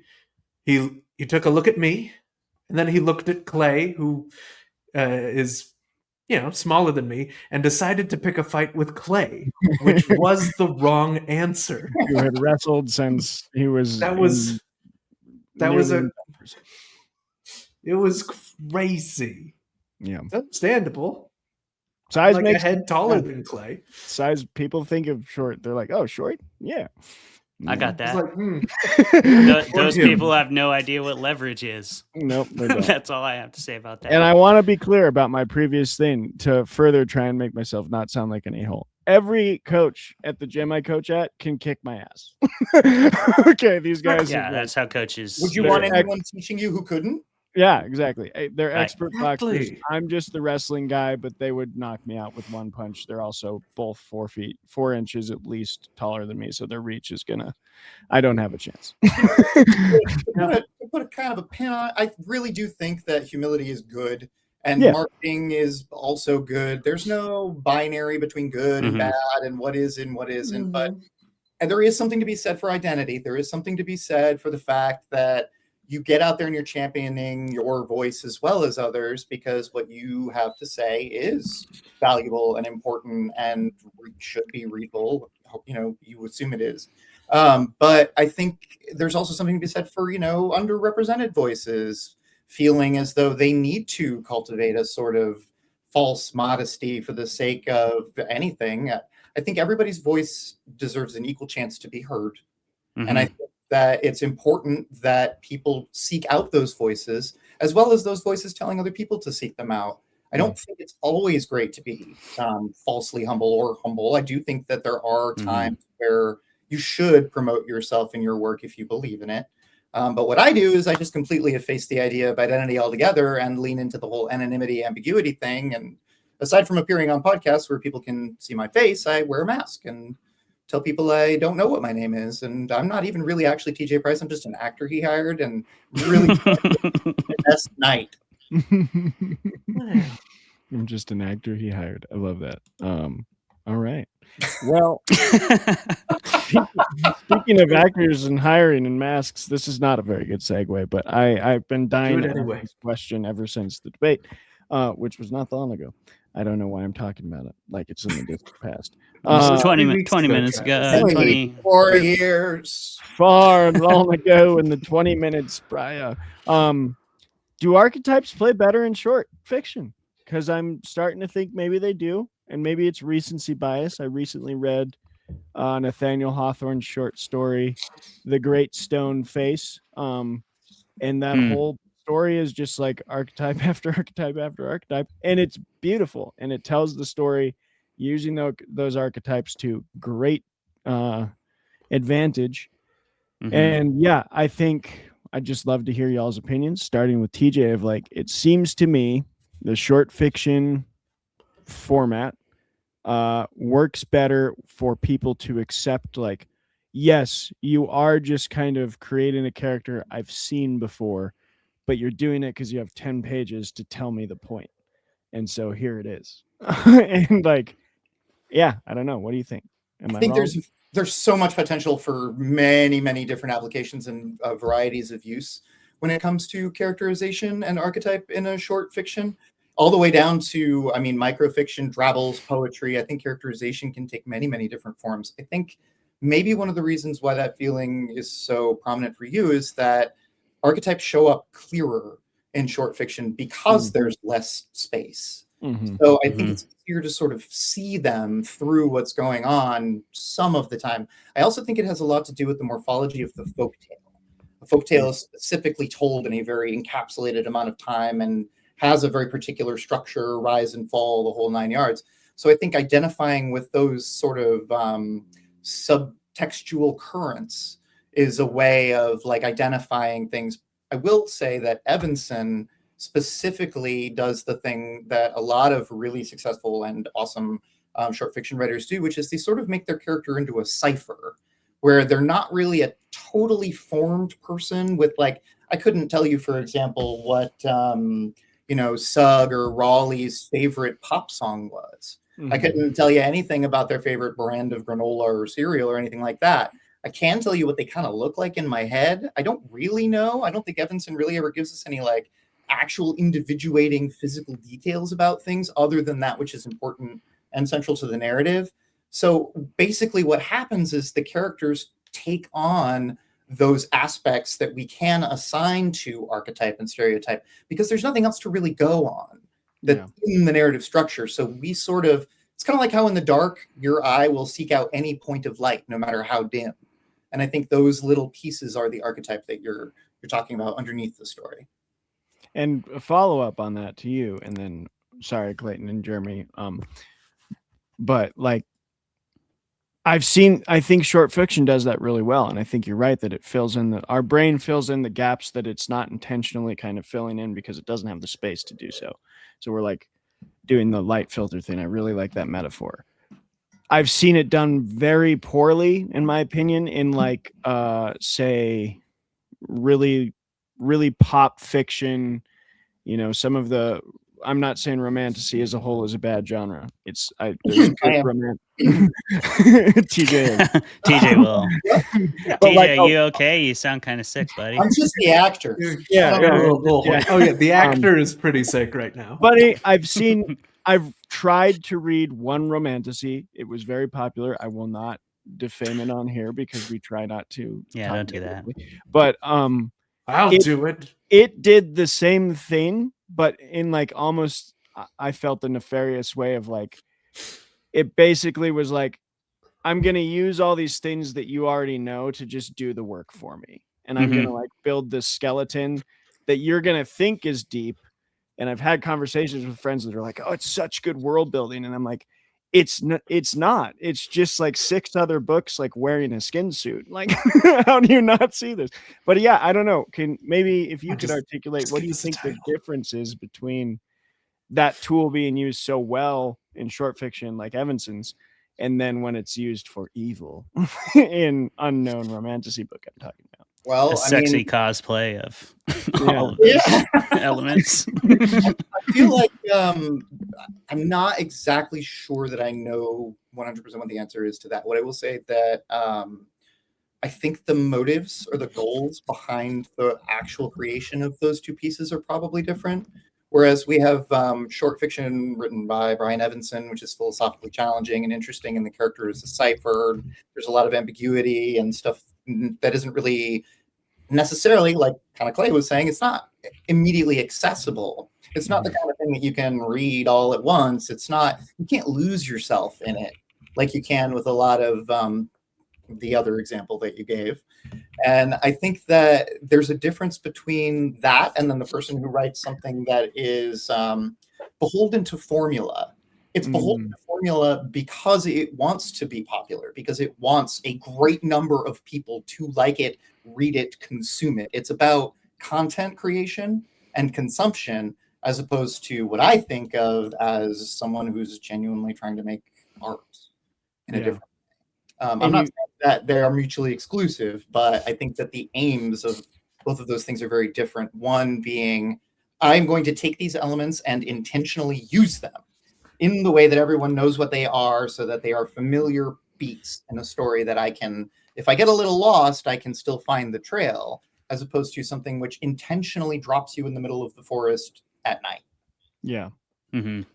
I love that too. And I think you've just made it click in my brain.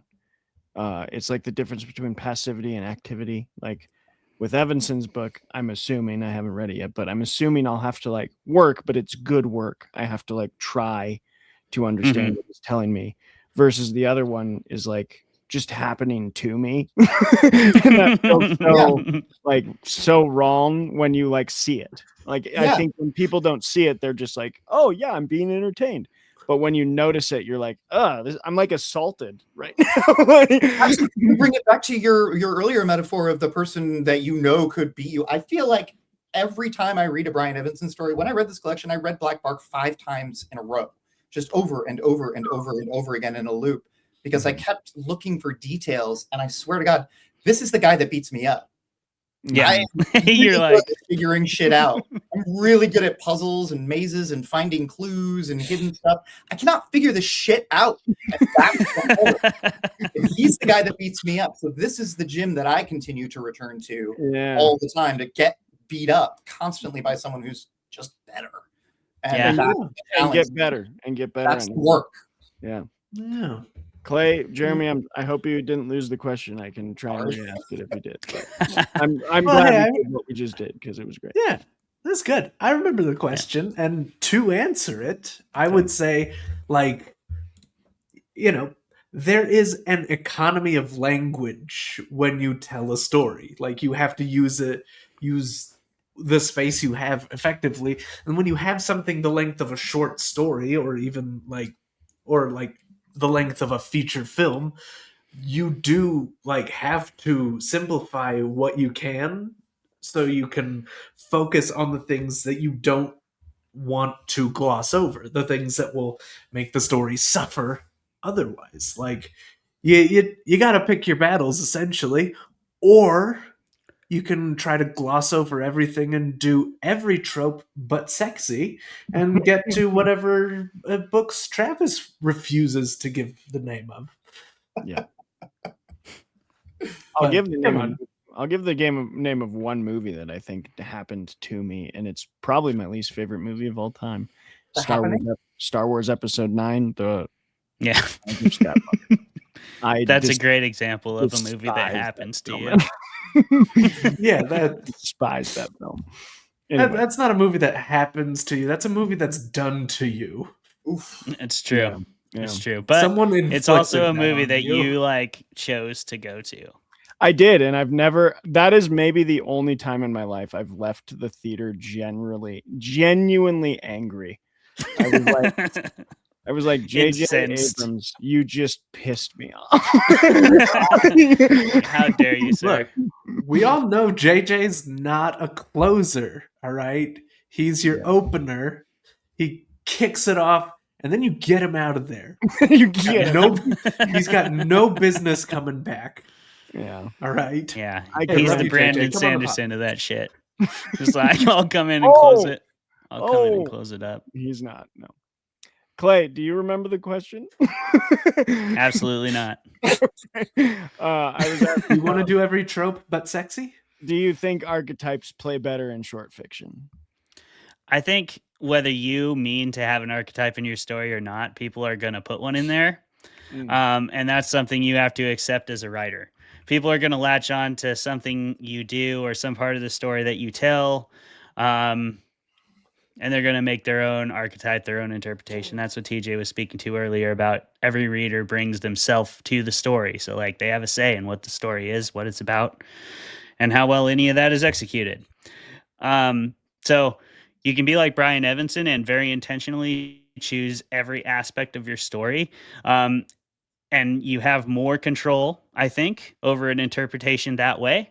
But it's also perfectly fine to use tropes to do the heavy lifting of, say, some part of the world building or some part of the character development, and free up some space in a short amount of words to tell the story that you're really passionate about telling, and it doesn't matter what that is. That's my answer. That's interesting. Yeah. I like the no matter what, a person's going to apply an archetype. I think you're right. Like audiences are going to do a lot of things to your story that maybe you couldn't anticipate. Let the author die. Kill them if you have to. I don't know if I really agree with the author death thing. It's the way not you articulated in the past, Jeremy. But I'm gonna. Hey, he said it too. It's a transfiguration. It's like the death Yeah. tarot card. It doesn't mean death. It means transformation. And it's just with the archetypes. It's archetypes are pre-established. They're sensed. It comes from the Jungian collective unconscious. They exist without our bringing anything to it. So we feed them and read them into anything that we consume anyway. Yeah, we're feeding them into our stories as well. And that's as subconscious as the reader's reaction to it, creating that same archetype. So I agree with you, TJ. And I'm not, for the record, saying death of the author. Just, I agree. Transformation. Like, you surrender that art to the world. But per my previous answer to a different question, like, make sure you like what you put out in the world then, because that is how it will be consumed. Like, if you're lucky enough for your work to be consumed, expect everybody else to be telling you what they think about it. That's the other side of that lucky coin. Yeah, I definitely, I wasn't saying like that. I'm saying like I'm the TJ, just so you know, I'm the resident objectivist. We'll probably talk about this at Stoker Hawk. I was, for the record, speaking directly to Jeremy, who accused me of saying death of the author. Okay. No, I was saying death of the author. What you also said I said it too. We're all saying. No, I said TJ said it too. Oh, TJ would say it before. I was talking about the Barthian kind of concept of the death of the author, but I get what you mean. I wasn't talking about actual murder. Everybody, calm down. I didn't assume that. Bottom half of this podcast just wants to kill everybody. Jeez. Yeah, we're just losing. Travis, our shit. What do you got to say there as the resident objectionist? I was just gonna say, I specifically said I'm not sure if I'm behind your articulation in the past, Jeremy, of death of the author, but author can't talk.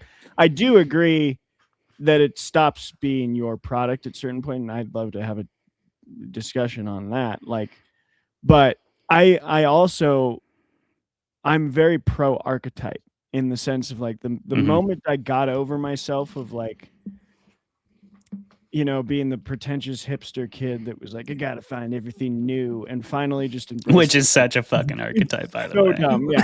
It's such an archetype, and just started being like, oh, there is nothing new. Like, it's all it. I don't know.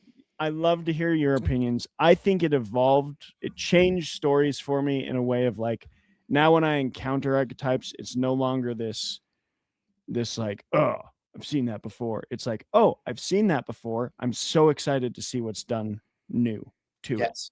Like, and with it. And how does this person use this tool that's been around forever? And even rereading classics, like I loved, and I'm so glad I didn't read them in high school, but like recently reading the Iliad through the Aeneid and seeing all the things that are like so baked into our culture now. And just being like, oh, that's where this comes from. Let's see what happened in its origin. That's cool. I just love to hear your thoughts on that. That's cool. Did you read the Lattimore translations of the Aeneid and the Iliad? Because there's a lot of new ones out that are really fascinating. No, I read Fagel's. I have the Lattimores, but I haven't read them yet. I think Lattimore's is the one that I started with, but there's so many new ones now out there. There's even one that was written in like blank verse. Anyway, the crazy thing about that I always think about is the fact that the library at Alexandria burned. And what we have remaining are like fragments, that like the totality of the stuff that was lost during the burning of the Library of Alexandria blows my mind. The stuff that we consider archetypes that are basically foundations for the way that we act and think about our society today in our modern world could be based on the ancient world soap operas for all of it. Totally. Oedipus Rex could have been an episode of The Young and the Greek Rest. Like, who knows? Yeah, Days of Our Lives. No, because we don't have that context. And to me, that's like a kind of cosmic horror, thinking about like the underpinnings of our modern world are constructed on like garbage and we don't know it, but we venerate it nonetheless. In any case, I do agree with you on the idea of archetypes, and I have completely forgotten the question that you asked. It wasn't really a question, just more of a discussion of like, I think I've changed the way I read because of realizing like, hey, newness, instead of encountering this thing that's been used so often and saying like, I don't want to use that. It's more like, oh, I want to see how this author uses that. It's kind of like, it's like a redefining of the word new, or the feeling and the phenomenon of what is new to you. And I think that looking for pure originality is difficult, because I don't really think that that can be ascertained outside of a subjective framing. So, I mean, something that is brand new to me could be old hat to somebody else. And who knows? There is no way to objectively say that this is an entirely new and original thing unto itself. It's the Kant, the thing that is, the Ding an sich, or whatever it is that he talks about. Reason. He talks about that. And I think that, even they talk about it in the Bible. They say Ecclesiastes, there's nothing new under the sun. All the way back when the Bible was written, they didn't think there was anything new. So I really think it has more to do with a reframing of the phenomenon of originality and what moves us than it is about actually thinking that there's something. And I think there is that moment in our development at some point as people who like and consume entertainment and art, that seeing different facets of the same thing is very much like seeing a new thing every time. Yeah. And Clay, I'd like to toss it to you specifically about this short story collection, because it sounds like it's, it fits in that genre of literary fiction, which usually I think oftentimes is associated with newness or a fresh take. And like, so what is it that Evenson brought to what we know, to the horror genre, that was new in the sense of how he looked at a thing? And then also, if you just want to speak on any of the original thought. Yeah. What I think Evenson brings to the table is exactly what TJ said in his argument, and something I referenced in my confession. But it's that immersion. Like TJ was saying, the characters are almost like vessels for the reader, and that is accomplished through very intentional narrative structural choices on every level of the story. And it's pretty remarkable. Like, if you read it and you're paying attention as like a writer, like he's just a fucking pro. Like when you sometimes, like Travis, anybody, whatever your favorite thing is to do, when you see somebody doing it well because you've seen it enough times. And Evanson's just like a pro. It's like reading N.K. Jemisin. I get the same effect. Like I read like 2 sentences of hers and I'm like, damn. I don't even know what this story is about because this writing is so fucking beautiful. But like, to speak more to what he brings to the table, it is that immersion. It's that character as the vessel. These stories aren't telling you what to think. They're asking you what you think. They're like, they're challenging you to think about what you would do in this situation. And that's where Evenson's writing them from. He's writing them from a place of like being afraid of this thing. And as a way to cope with that, putting a character in the situation and just seeing like, man, what would we do here? What would a normal person do? And that every character in Brian Evenson's work feels like a normal character. And as many like a normal person, a real person. Anybody who can accomplish that in like highbrow horror, that's pretty hard to do. It's pretty hard to not lean into the utterly absurd, and it's pretty hard not to lean into the and I'm not saying there's anything wrong with leaning into the absurd. Go for it. I love absurdity. But like, it's hard to make characters feel real in like the variety of circumstances that he does in this book. So like, he doesn't tell any stories, like contextually speaking, that I've never heard before. I've heard a prisoner story. I've heard a possessed doll story. I've heard a Western of like two boys that are, one of them shot and is going to die, and the other is trying to figure out what to do, and they can't find their cabin. Like I've heard all these stories contextually before, but I've never heard them told like this definitively. Like sometimes you read a story or watch something and you're like, oh yeah, that was kind of like this other thing, is like the first thing you think, you know? If that's your reaction, it's like Brian Evenson doesn't do that. I'm like, that wasn't like anything else somehow, even though I've read this story 100 times, contextually speaking. I think I've found that to be one of my like highest compliments to an author is when I look at their, in my own head. I'm not saying like I have anyone listens to me ever, but like in my head, we listen to you, bro, every week. Yeah, I'm listening. I've been listening. Highest compliment I can pay to an author is when I look at their comps and then I read a comp and I'm like, yeah, it was close, but it wasn't them. Like that's something special. Like one of my favorite authors is Kazuo Ishiguro that wrote Never Let Me Go. And like I have been hunting for someone that sounds like him for a while, and I can't find, like, he's so good in the way he speaks, and I keep trying to find like a comp. I've read all the comp lists. I'm like, they're not Kazuo though. Like they're good, but they're not Kazuo. Yeah. But Jeremy. Oh yeah. Well, I'm gonna address that the way I often do, which is, it's like the difference between, reading The Hitchhiker's Guide to the Galaxy and reading Eowyn Colfer's follow-up called And Another Thing. One of those things is not like the others because it's less good.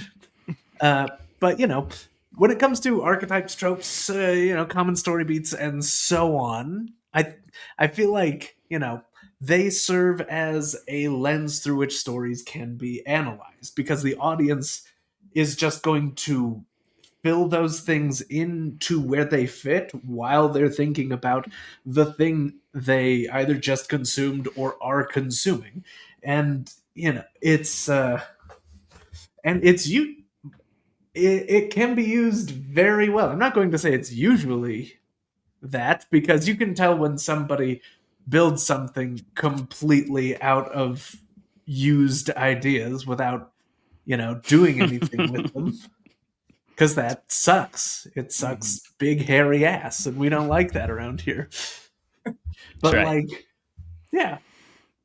But one of the things I do like about this collection of stories in particular is that like it plays with that. It lets you fill in as many blanks as you need for the stories themselves to work. Because, like, I think somebody mentioned it before, you get, like, almost no visual descriptions of any of the characters. You just get a name that your brain is like, this is probably what a person with that name looks like. And you just go from there. Yeah, totally. Sug. I have a Sug in my head. Sure. Yeah. Like, there's a Sug in there. He's got overalls. Did anyone else's Sug have overalls? Yeah, overalls. Maybe half the time, one of the straps on the overalls was unbuttoned because his name was Sug. On Saturday. Yeah. Absolutely. Yeah. He was just I'm just hearing Sug out of context, and so I'm not even thinking of a human. I'm thinking of like an orc in a D&D campaign. Like that's Sug. It's not far off. Okay. We don't know for sure that he wasn't an orc. We literally don't know that. Or that he wasn't the other guy in the other story. Yeah. Right. Yeah. One of the best blurbs that I read about Brian Evenson is from Peter Straub. And Peter Straub says, this is my favorite description of his work that I've come across yet, where he says, Evenson places himself furthest out on the sheerest, least sheltered narrative precipice, narrative at the far edge of narrative possibility, where he can speak clearly and plainly of loss, violence, and pain. Damn. That's a hell of a blurb right there. Ooh. Well done, Peter. Anybody else rock hard over here or what? I think we're all just definitely like that, rock hard. That's why we keep the cameras up here. That's why we keep the cameras up here. In the bushes. And that's how it feels. I feel like you're up on the sheer mountain face, and all you have is just this biting cold wind. And there's this crevasse behind you. And, hey, plug. I think that points to, I do want to chime in there too, though. I mean, I think it's fascinating that you say it accomplishes what you were saying, Jeremy, because it also accomplishes the opposite. Like, I think if you really go into Brian Evanson's story with an open heart and an open mind, it's like really distracting. It's disorienting, literally, to read a Brian Evenson story. And so you actually, I feel like anyway, have less time as a reader to like attach yourself to whatever threads you thought were going to be presented in the story, which is a really interesting like other side of the same coin.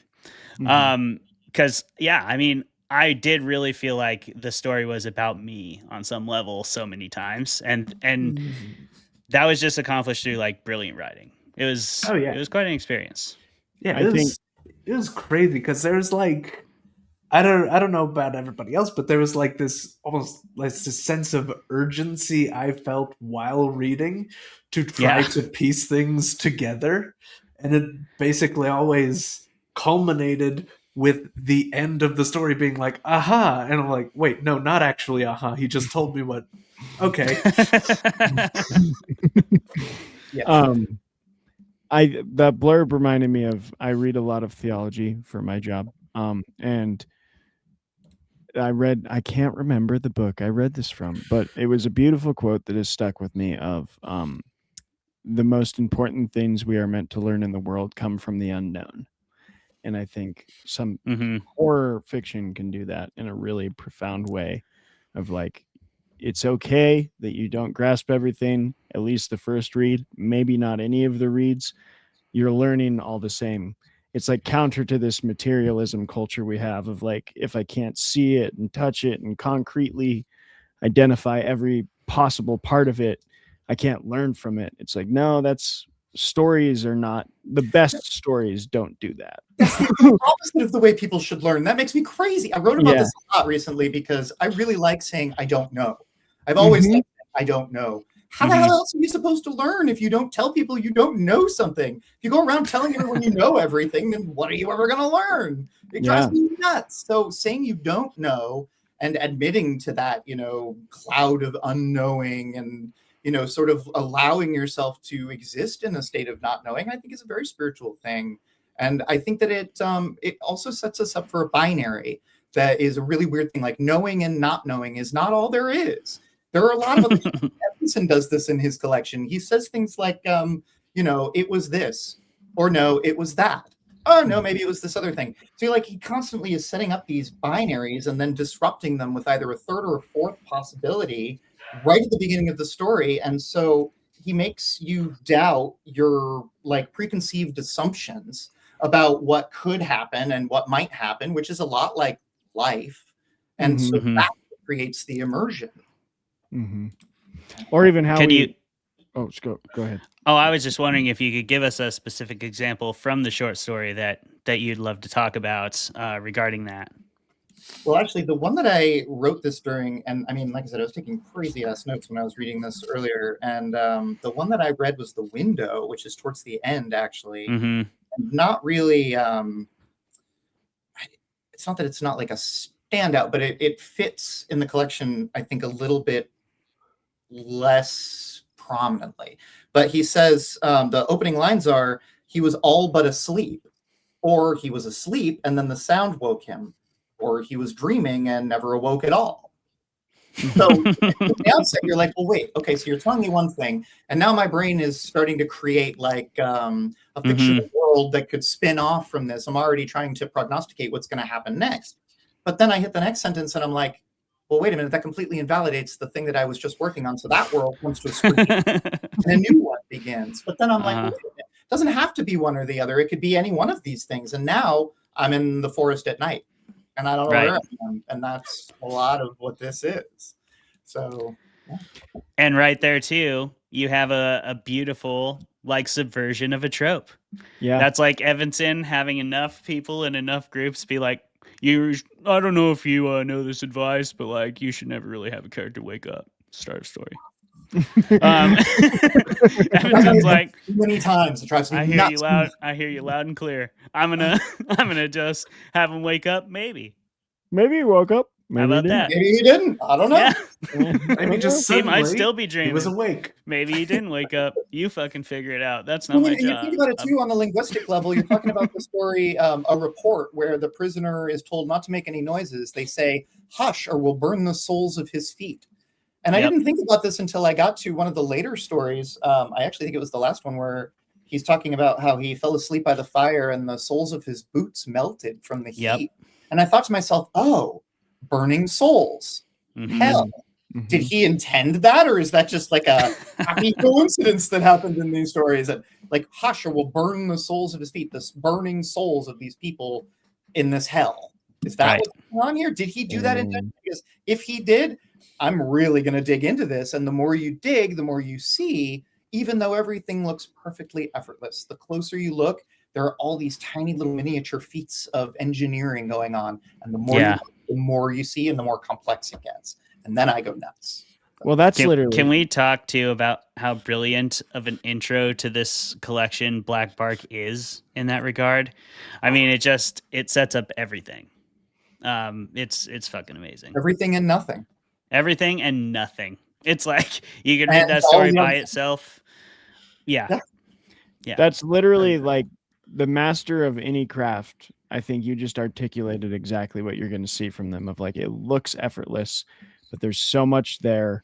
And again, to bring it back to fighting sports, like professional, like highest level boxing matches are more boring to watch than amateur boxing fights, because amateurs are just like swinging for the fences every punch. And you're like, this is awesome. They're just trying to, and like the pros are like picking each other apart like a chess match. And it's like, yeah, that's to most people, it's like, why are they just walking around? Like, and so you don't during the debate. I don't know why I didn't come up with that. I just knocked them out. Damn. You could have fucked me up, dude. You know what though? The best craftsman never uses tools unless he has to. There you go. Another thing that you kind of reminded me of, to point back to the beginning of all this, was I think that's like one of my favorite parts of Aristotle is the golden mean. And like you say, it's like there's a perceived binary always between, and it made me think of the humility and the pride. That perceived binary of like, oh, there's the two things. But like Aristotle, one of our most ancient philosophers, was like, but where you want to be is actually like in the middle, but closer to one. Because if you're all the way on the one, it's usually not going to be good, even if it seems like the best, like, oh, I'm always humble. It's like, no, actually, you just lie to people. Yeah. You know, so I think that's a really cool thing you pointed out about that with writing of like, let's present what seems to be that binary, but inside of it, we're going to play with that golden mean and that slider in the median. Travis, since we've already had a certain threshold met of pretension, can I ask a dumb question? Yes, please. I have one more pretentious question, but yeah, go fire away. I would like to, I would just honestly like to know, because it would be fascinating. And Travis, I'm going to include you in this. You can go ahead and go back to full screen for everybody. Oh, okay. I'm going to include you in this. I want to know, what is everybody's favorite story in the collection? And then I want to know why. And Travis, I want you to tell me which story you're most intrigued by. Ooh, out of the ones people say? Based on our, Okay, I'm ready. Okay, so everybody go ahead and look at your table of contents. This is torture. And Travis, go ahead and give us some distraction. Distract the fermented folks. Tell them a witty anecdote. I don't have witty anecdotes. That's not me. My brother recently, you can't see it, and I'm not going to go get it because I'm wearing sweatpants and I hate to be seen in sweatpants. Oh, you can kind of see it. He bought me for Christmas. This is a Banicula poster. Yes. And, I can't move my finger correctly. There we go. Banicula is the tits. I love Banicula. He's the tits. It's a children's story about a perceived vampire bunny that's really just kind of a normal bunny, but everyone's threatened by the bunny coming into the household, thinks he's a vampire. I'm inspired by Banicula. I'm currently trying to write my own children's book, and I've returned to Banicula a few times to to figure out how to capture that voice, as well as C.S. Lewis, which I know is not everyone's cup of tea, but I really like his wit. I like the British humor he brings to things. But yeah, so that's a thank you to Clay as a distraction for this awesome vampire bunny poster. I didn't even look. I was so busy looking at the. But I know. Why did you pick something so distracting? Sorry, ridiculous. Jeez, Trav, you're supposed to distract the audience, not us. I know. I couldn't. Yeah. And you were thanking me, so like it would have been really rude for me to read while you're thanking. How dare you? Like I could just pull Calvin and Hobbes down and read that to you. It's right here. Read the translation of the Iliad. Just go to a random page and start reading that. I also can't. TJ hasn't read. I also can't get that because it's back there and I'm in my sweatpants. I see. You're still rock hard from earlier where TJ read that line. That'd be real embarrassing. You got the gray sweatpants. Yeah, that is a bad comment. It'll just show. Come on. Here we go. Here's a distraction for Clay and no one else. I have. Why are you distracted? I still gotta pick a story. I know. I'm never going to finish buying the Game of Thrones series because Song of Ice and Fire. How dare you, sir? I found the original print copies, and there's only 4. Oh, nice. Because they never did Dance with Dragons in this style. Dang. And if anyone ever finds a link to the 4th one, it's probably going to be like $500, but please send it to me because I will drop that cash. Because I have almost the whole series of the original. So, I believe in you. You can. That's a huge geek flex, dude. I appreciate it. 3 different used bookstores. You thought you could fuck this guy up in book collecting? You'll fuck you up in that too. Nah. But not in an asshole-ish way. So I picked my story, so I can start. This was easy. I don't even know why I'm trying to like psych myself out of this. Is yours Black Bark? No, there's no question.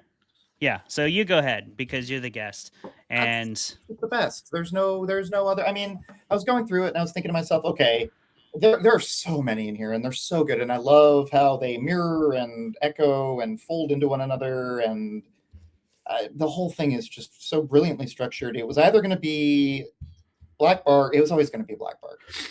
It was always going to be Black Bark. It was either going to be the Moans. I love the Moans, but I think the Moans fit nicely into the sequence on their own. I don't think the Moans fits me as like the favorite because it doesn't immediately stand out. It mirrors a couple of themes in the stories that are going on around it, like loops and ghosts and things of that nature. But yeah, it's just Black Bark. For the game, could you give me a brief synopsis of Black Bark? Okay. Can I make the synopsis of the story any shorter than it already is and have it still make sense?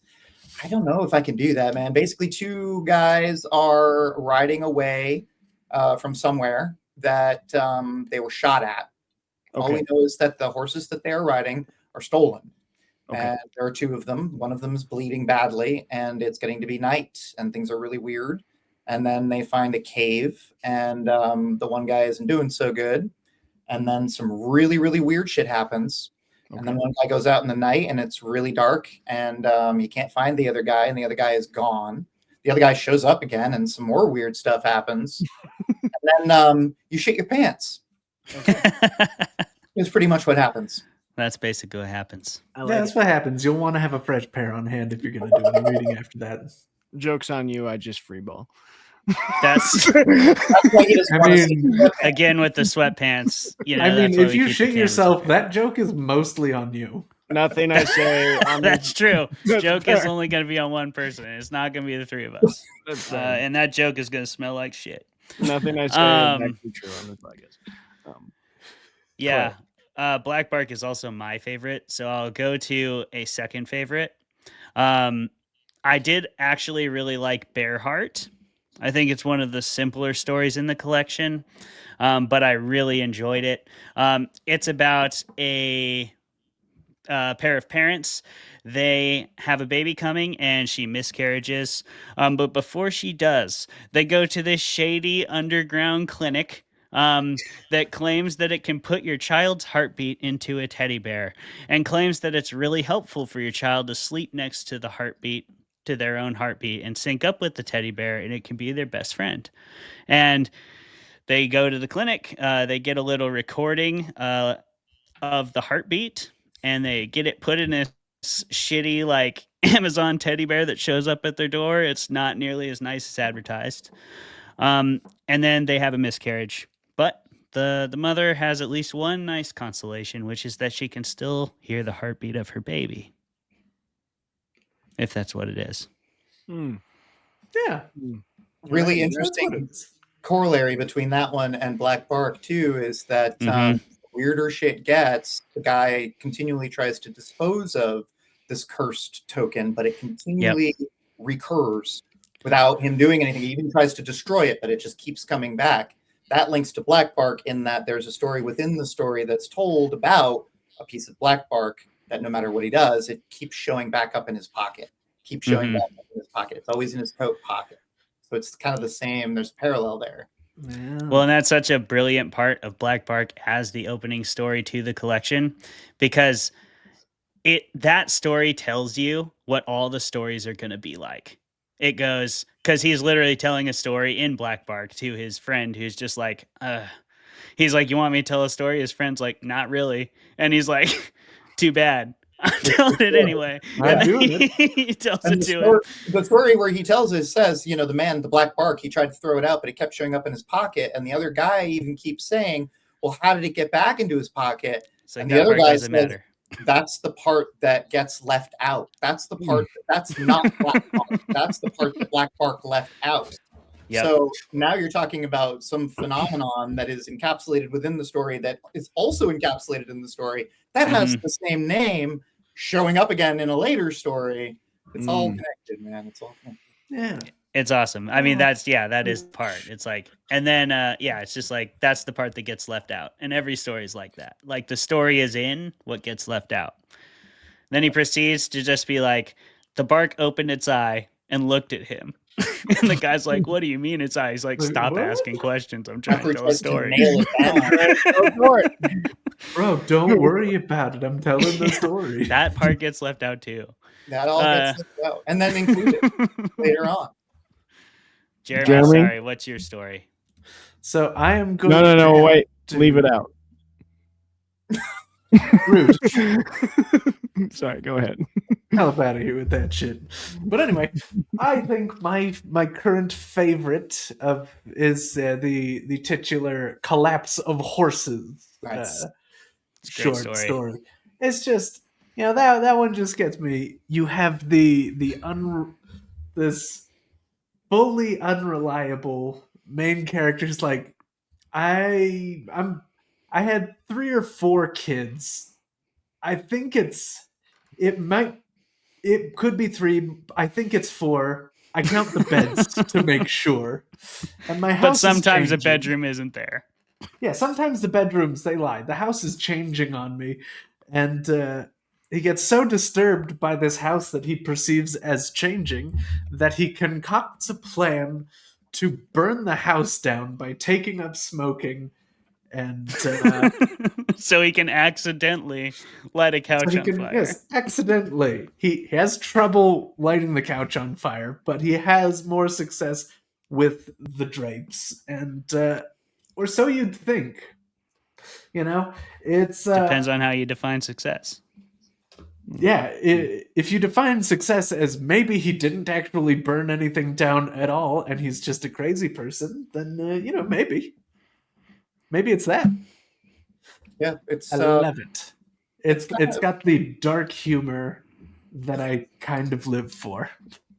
All right. Well, after hearing all this, I love westerns, so Black Bark does sound great. But for like potential theological themes that I'm always hunting for, and stuff that maybe ties into things I'm more interested in on like a philosophical level, the miscarriage one, what was it called? Bearheart. That sounds like it has the potential to either like profoundly move me or in its horrific thing, like I don't think you have to be always moved in a joyful way. You can be moved in by horror, or like offend me greatly. Yeah. And I'm ready for both options. So that sounds like the one I'm most excited to read. The best stories probably do both. Yeah. All right. And Travis, did you want to ask a pretentious question, or should we just grade this thing and call it a night? TJ, if we have the time, I have one more that I'm dying to ask you specifically, and if the other two of you have the time. But Clay, Jeremy, we good? Okay. He full screened me, so I'm doing it. Friggin' do it. So it's something I've been thinking about a lot. I think a lot of things are like this, and we don't think of them like this. But how much do you think literature and enjoying literature as a whole is more closely connected to like a muscle, like something we have to exercise and not take too fast than it is? I think a lot of people I've encountered, I can't speak to like any kind of collective whole, have often talked about it as like just jumping right into whatever story because you think you can handle it. And I've more, especially after teaching for a while now, been like, let's start here. Let's start at 100 pounds and let's work our way up to 360. Like, you're not ready for 360 yet. You're ready for 100. And that's nothing against you personally. I'm not saying you're bad. I'm saying you're not ready. And the example I always use is like, I've met several men specifically who are like, I want to get back into reading. I'm going to read Dostoevsky. And I'm like, don't do that. Okay. You might not be back into reading for very long. You might not. No. Which You're gonna make it. is the question, though. That's important. Brothers K. Brothers K is the one I hear a lot. And I'm like, you're going to make it like 2 chapters into Brothers K, and you're going to be like, I can't do this. You're going to pull a muscle in your brain. So yeah, I'm just curious of like your takes, as TJ, especially of like, it sounds like Evenson is someone that requires effort and pretty deep thinking to understand. And like, I think a lot of those things that are beautiful and worthwhile sometimes should be walked into slowly, and that really recognizing and appreciating good literature is like a muscle where you should work up to it and not take that as an offense against you, but just like, oh yeah, I'm not at the place that I can appreciate this fully yet. Agree, disagree? I think you're right. I think, but I don't think that the analogy that you've made is necessarily congruent, because I think the danger with rushing into something that, you know, could potentially hurt you is a little differently weighted than the danger of rushing into a piece of literature which might frustrate you or confuse you. I don't think it's actually going to do any sort of like damage to you on a somatic level. That being said, I also think that the analogy there is slightly off, because you can train yourself in a way that is intentional and programmed to be able to reach those places where you are more equipped and ready for those higher weights, for example. Whereas you can do that, I think, with certain pieces of literature. I don't think that that's always the way people come about those pieces.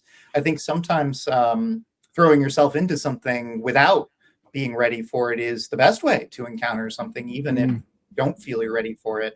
Sometimes you'll find something in, say, the Brothers Carey that you like, and that will eventually prepare you for something else and might prepare you for something else. I find that when you read, you follow the web of your interests more so than like a difficulty level or a accessibility level. And I might argue that, yeah, I think there is a beauty in the complexity and the intricacy of Evanson's engineering on a prose level, that in a way that blows my mind as a person who's really into craft and technical stuff. But I also think that these stories are told in a really wickedly entertaining way. I don't think they need to be necessarily only appreciated on this more rarefied level. I don't think that's the level they can be enjoyed at.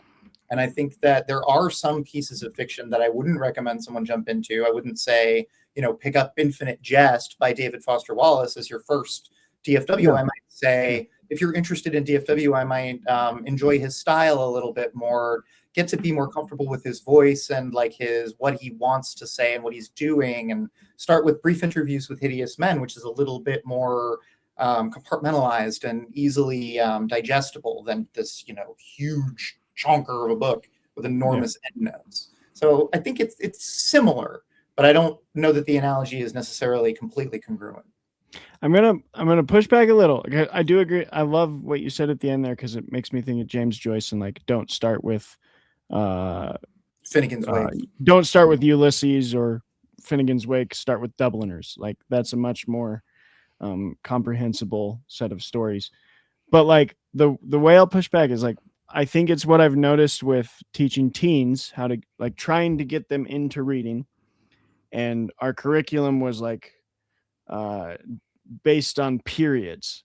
And I realized this year I was like, this frustrates me so much because I'm like hearing so often I hate the classics, and I'm like I'm trying to identify that why do you hate the classics?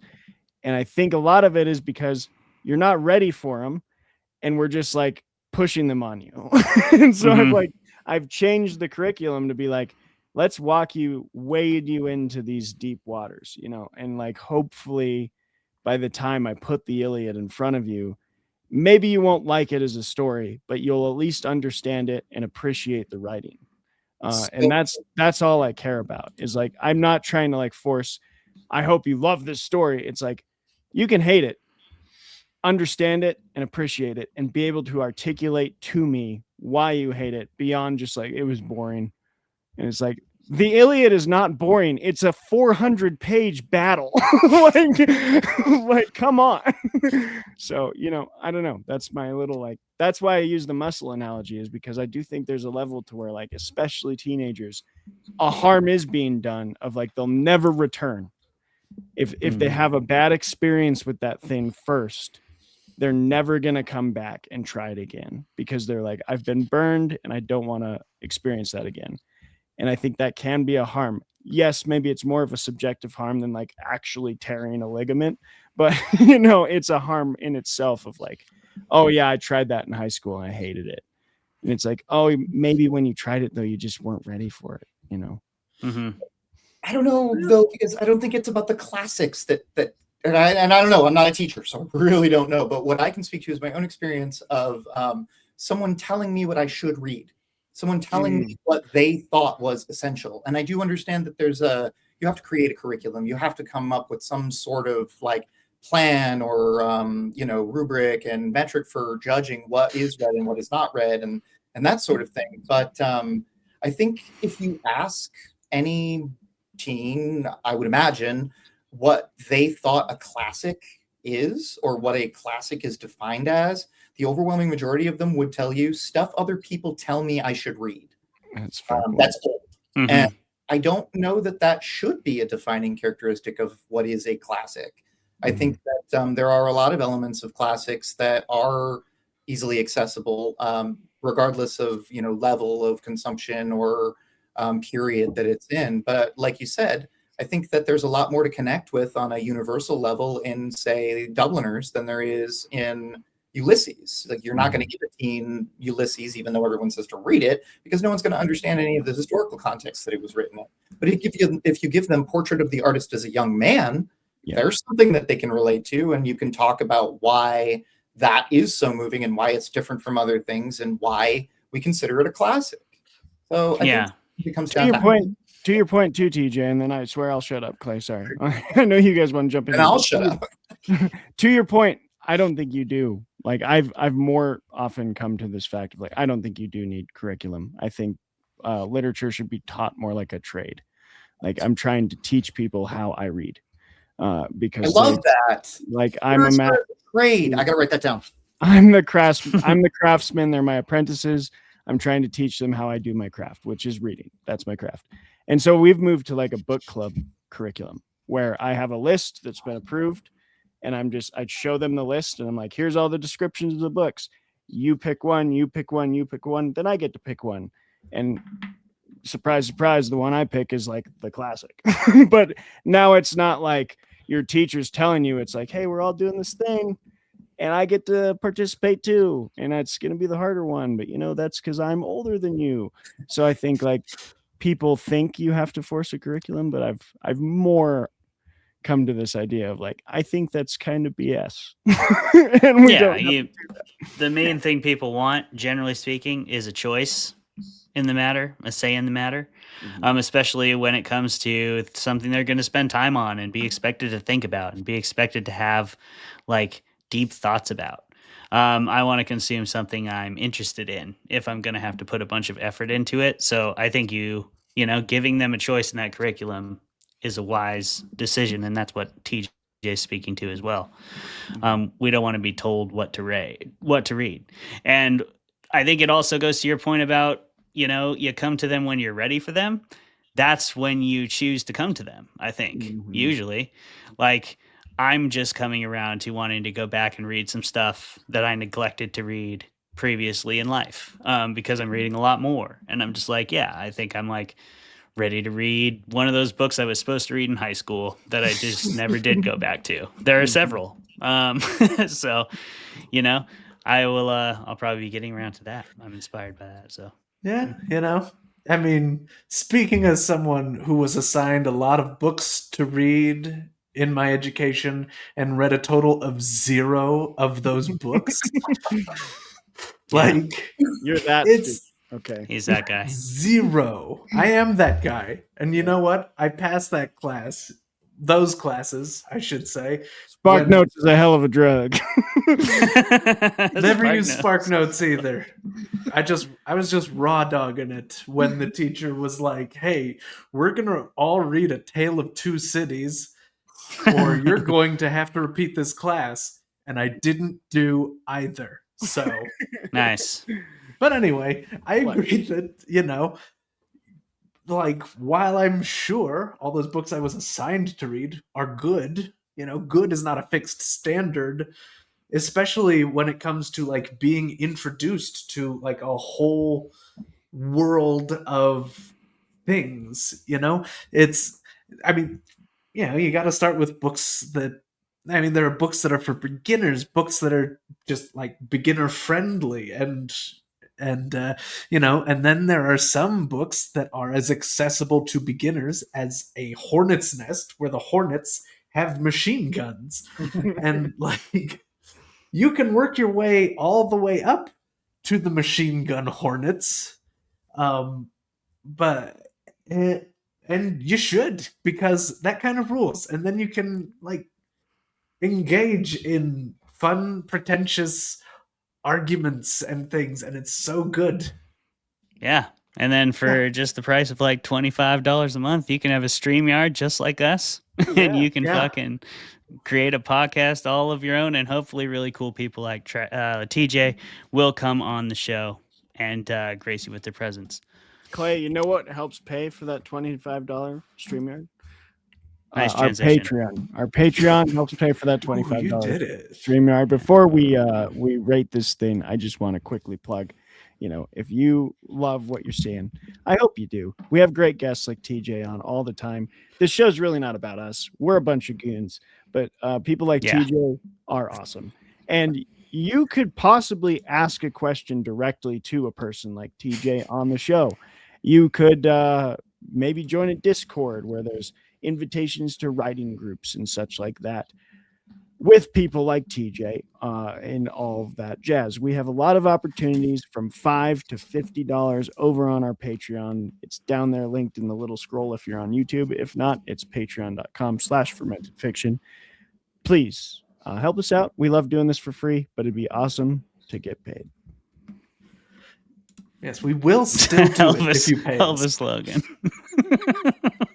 We love doing this for free, but it'd be awesome to get paid. Yes, there's no lie. I mean, it's just honesty. That's ethos. It's awesome to get paid because it helps you continue to make great art. Yes, exactly. I That's cannot right. overstate how much we will still do this if you pay us. We're not going to go away. Yeah, we're not going away. We're not going to vanish That's when right. you put the quarter in the machine. Okay. That's right. It's going to cost way more than a quarter. It's going to cost at least $5 a month. If you only enter at the $5, there's also an option to take us out of your algorithm. All you have to do, stay on $5 a month. We got the mob option as well, if that's what you prefer. TJ, we do a rating system on this show. You might remember it from last time, but we try to identify how many drinks or substances of your choice does it take to enjoy the topic to the fullest extent? The topic tonight being A Collapse of Horses by Brian Evenson. What would you want to drink? How much of it would you want to drink, or whatever else you want to say?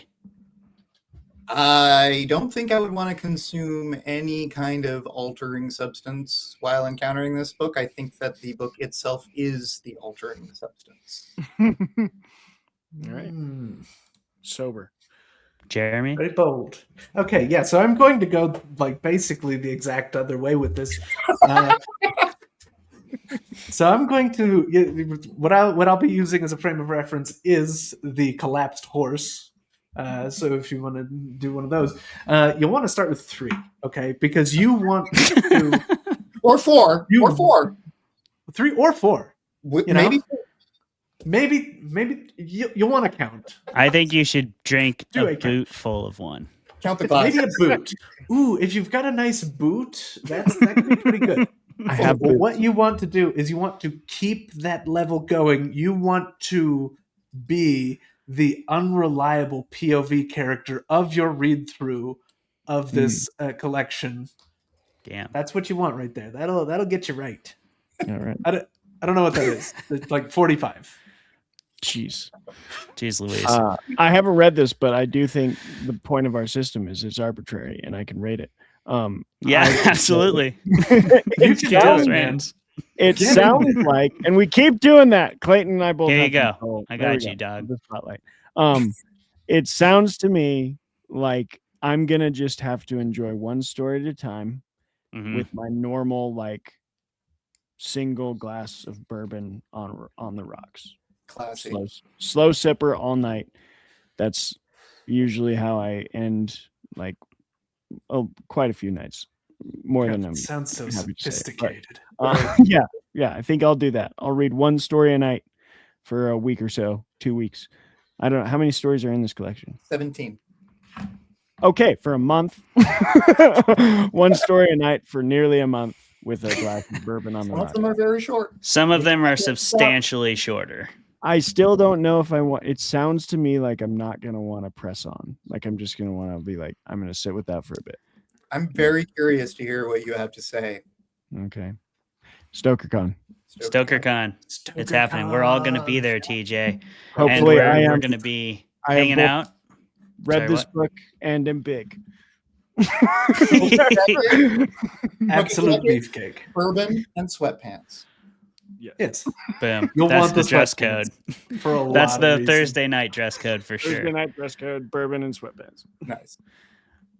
All right, everybody. Clay, what's I your guess I'm with you, Travis. Either you or TJ. I would say if you're reading a story a night, do whichever one feels right to you for that story. Either be sober or have a sipper.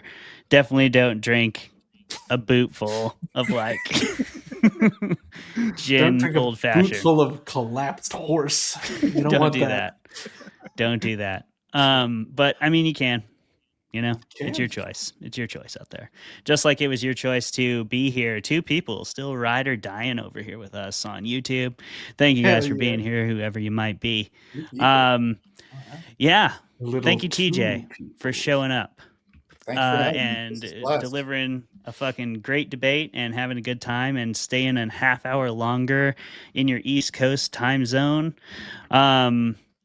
Can you tell the people one more time where they can find you, what you do, what you're about, and if you want people to interact with you in any way, what would that way be? Sure, yeah. I've got a website. It's out there, tgpricewrites.com. You can find all the stuff that I do and have done in that place. I don't really use any social media platforms anymore. Just not interesting to me. But there's email, there's other stuff. And I write columns over at threecorksdaily.com now. Every 4 weeks or so, I have a new article come out. So if you want to hear more of my random kind of meanderings on stuff I've been reading and doing, head on over to threecorksdaily.com. Quarks like the subatomic particle. Okay. Is Haven Spec doing anything cool this year? Oh yeah, Haven Spec is going to be releasing a bunch of issues this year, starting out with the first one, which should be actually releasing very soon. I think we're actually moving to once a month format, and we've got a whole team of associate editors, first readers, and Leon is really kicking ass. He has completely, from the ground up, designed and programmed his own submissions engine. Damn. So he does not use Moksha as others do. It is completely his own thing, and I've watched it grow, and it's really stunning. It's a really, really an incredible piece of work that he's put together that we get to use in the back end. So I'm excited to see what else is coming up. Cool. That's exciting. Go check out Haven Spec magazine, where TJ is an editor. And yeah, go check out his website. He's got some short stories available for free. And he's a really good short story writer, so you should check it out. You should also read The Disappearance of Tom Nero. It's a great kind of trippy. If you like Mark Z. Danielewski, it's a bit in the vein of House of Leaves, but a novella, and you never have to turn it sideways. So I definitely, you can, yeah. And that will make it harder to read. So if that's what you're into, you can totally do that. But hey. We appreciate one of the things that you're choosing to do is listening to our stupid asses all night. Thanks for doing that. Please continue to. Please like, comment, and subscribe. Thank you, TJ, for being on the show. We've been Fermented Fiction. Goodbye. Bye.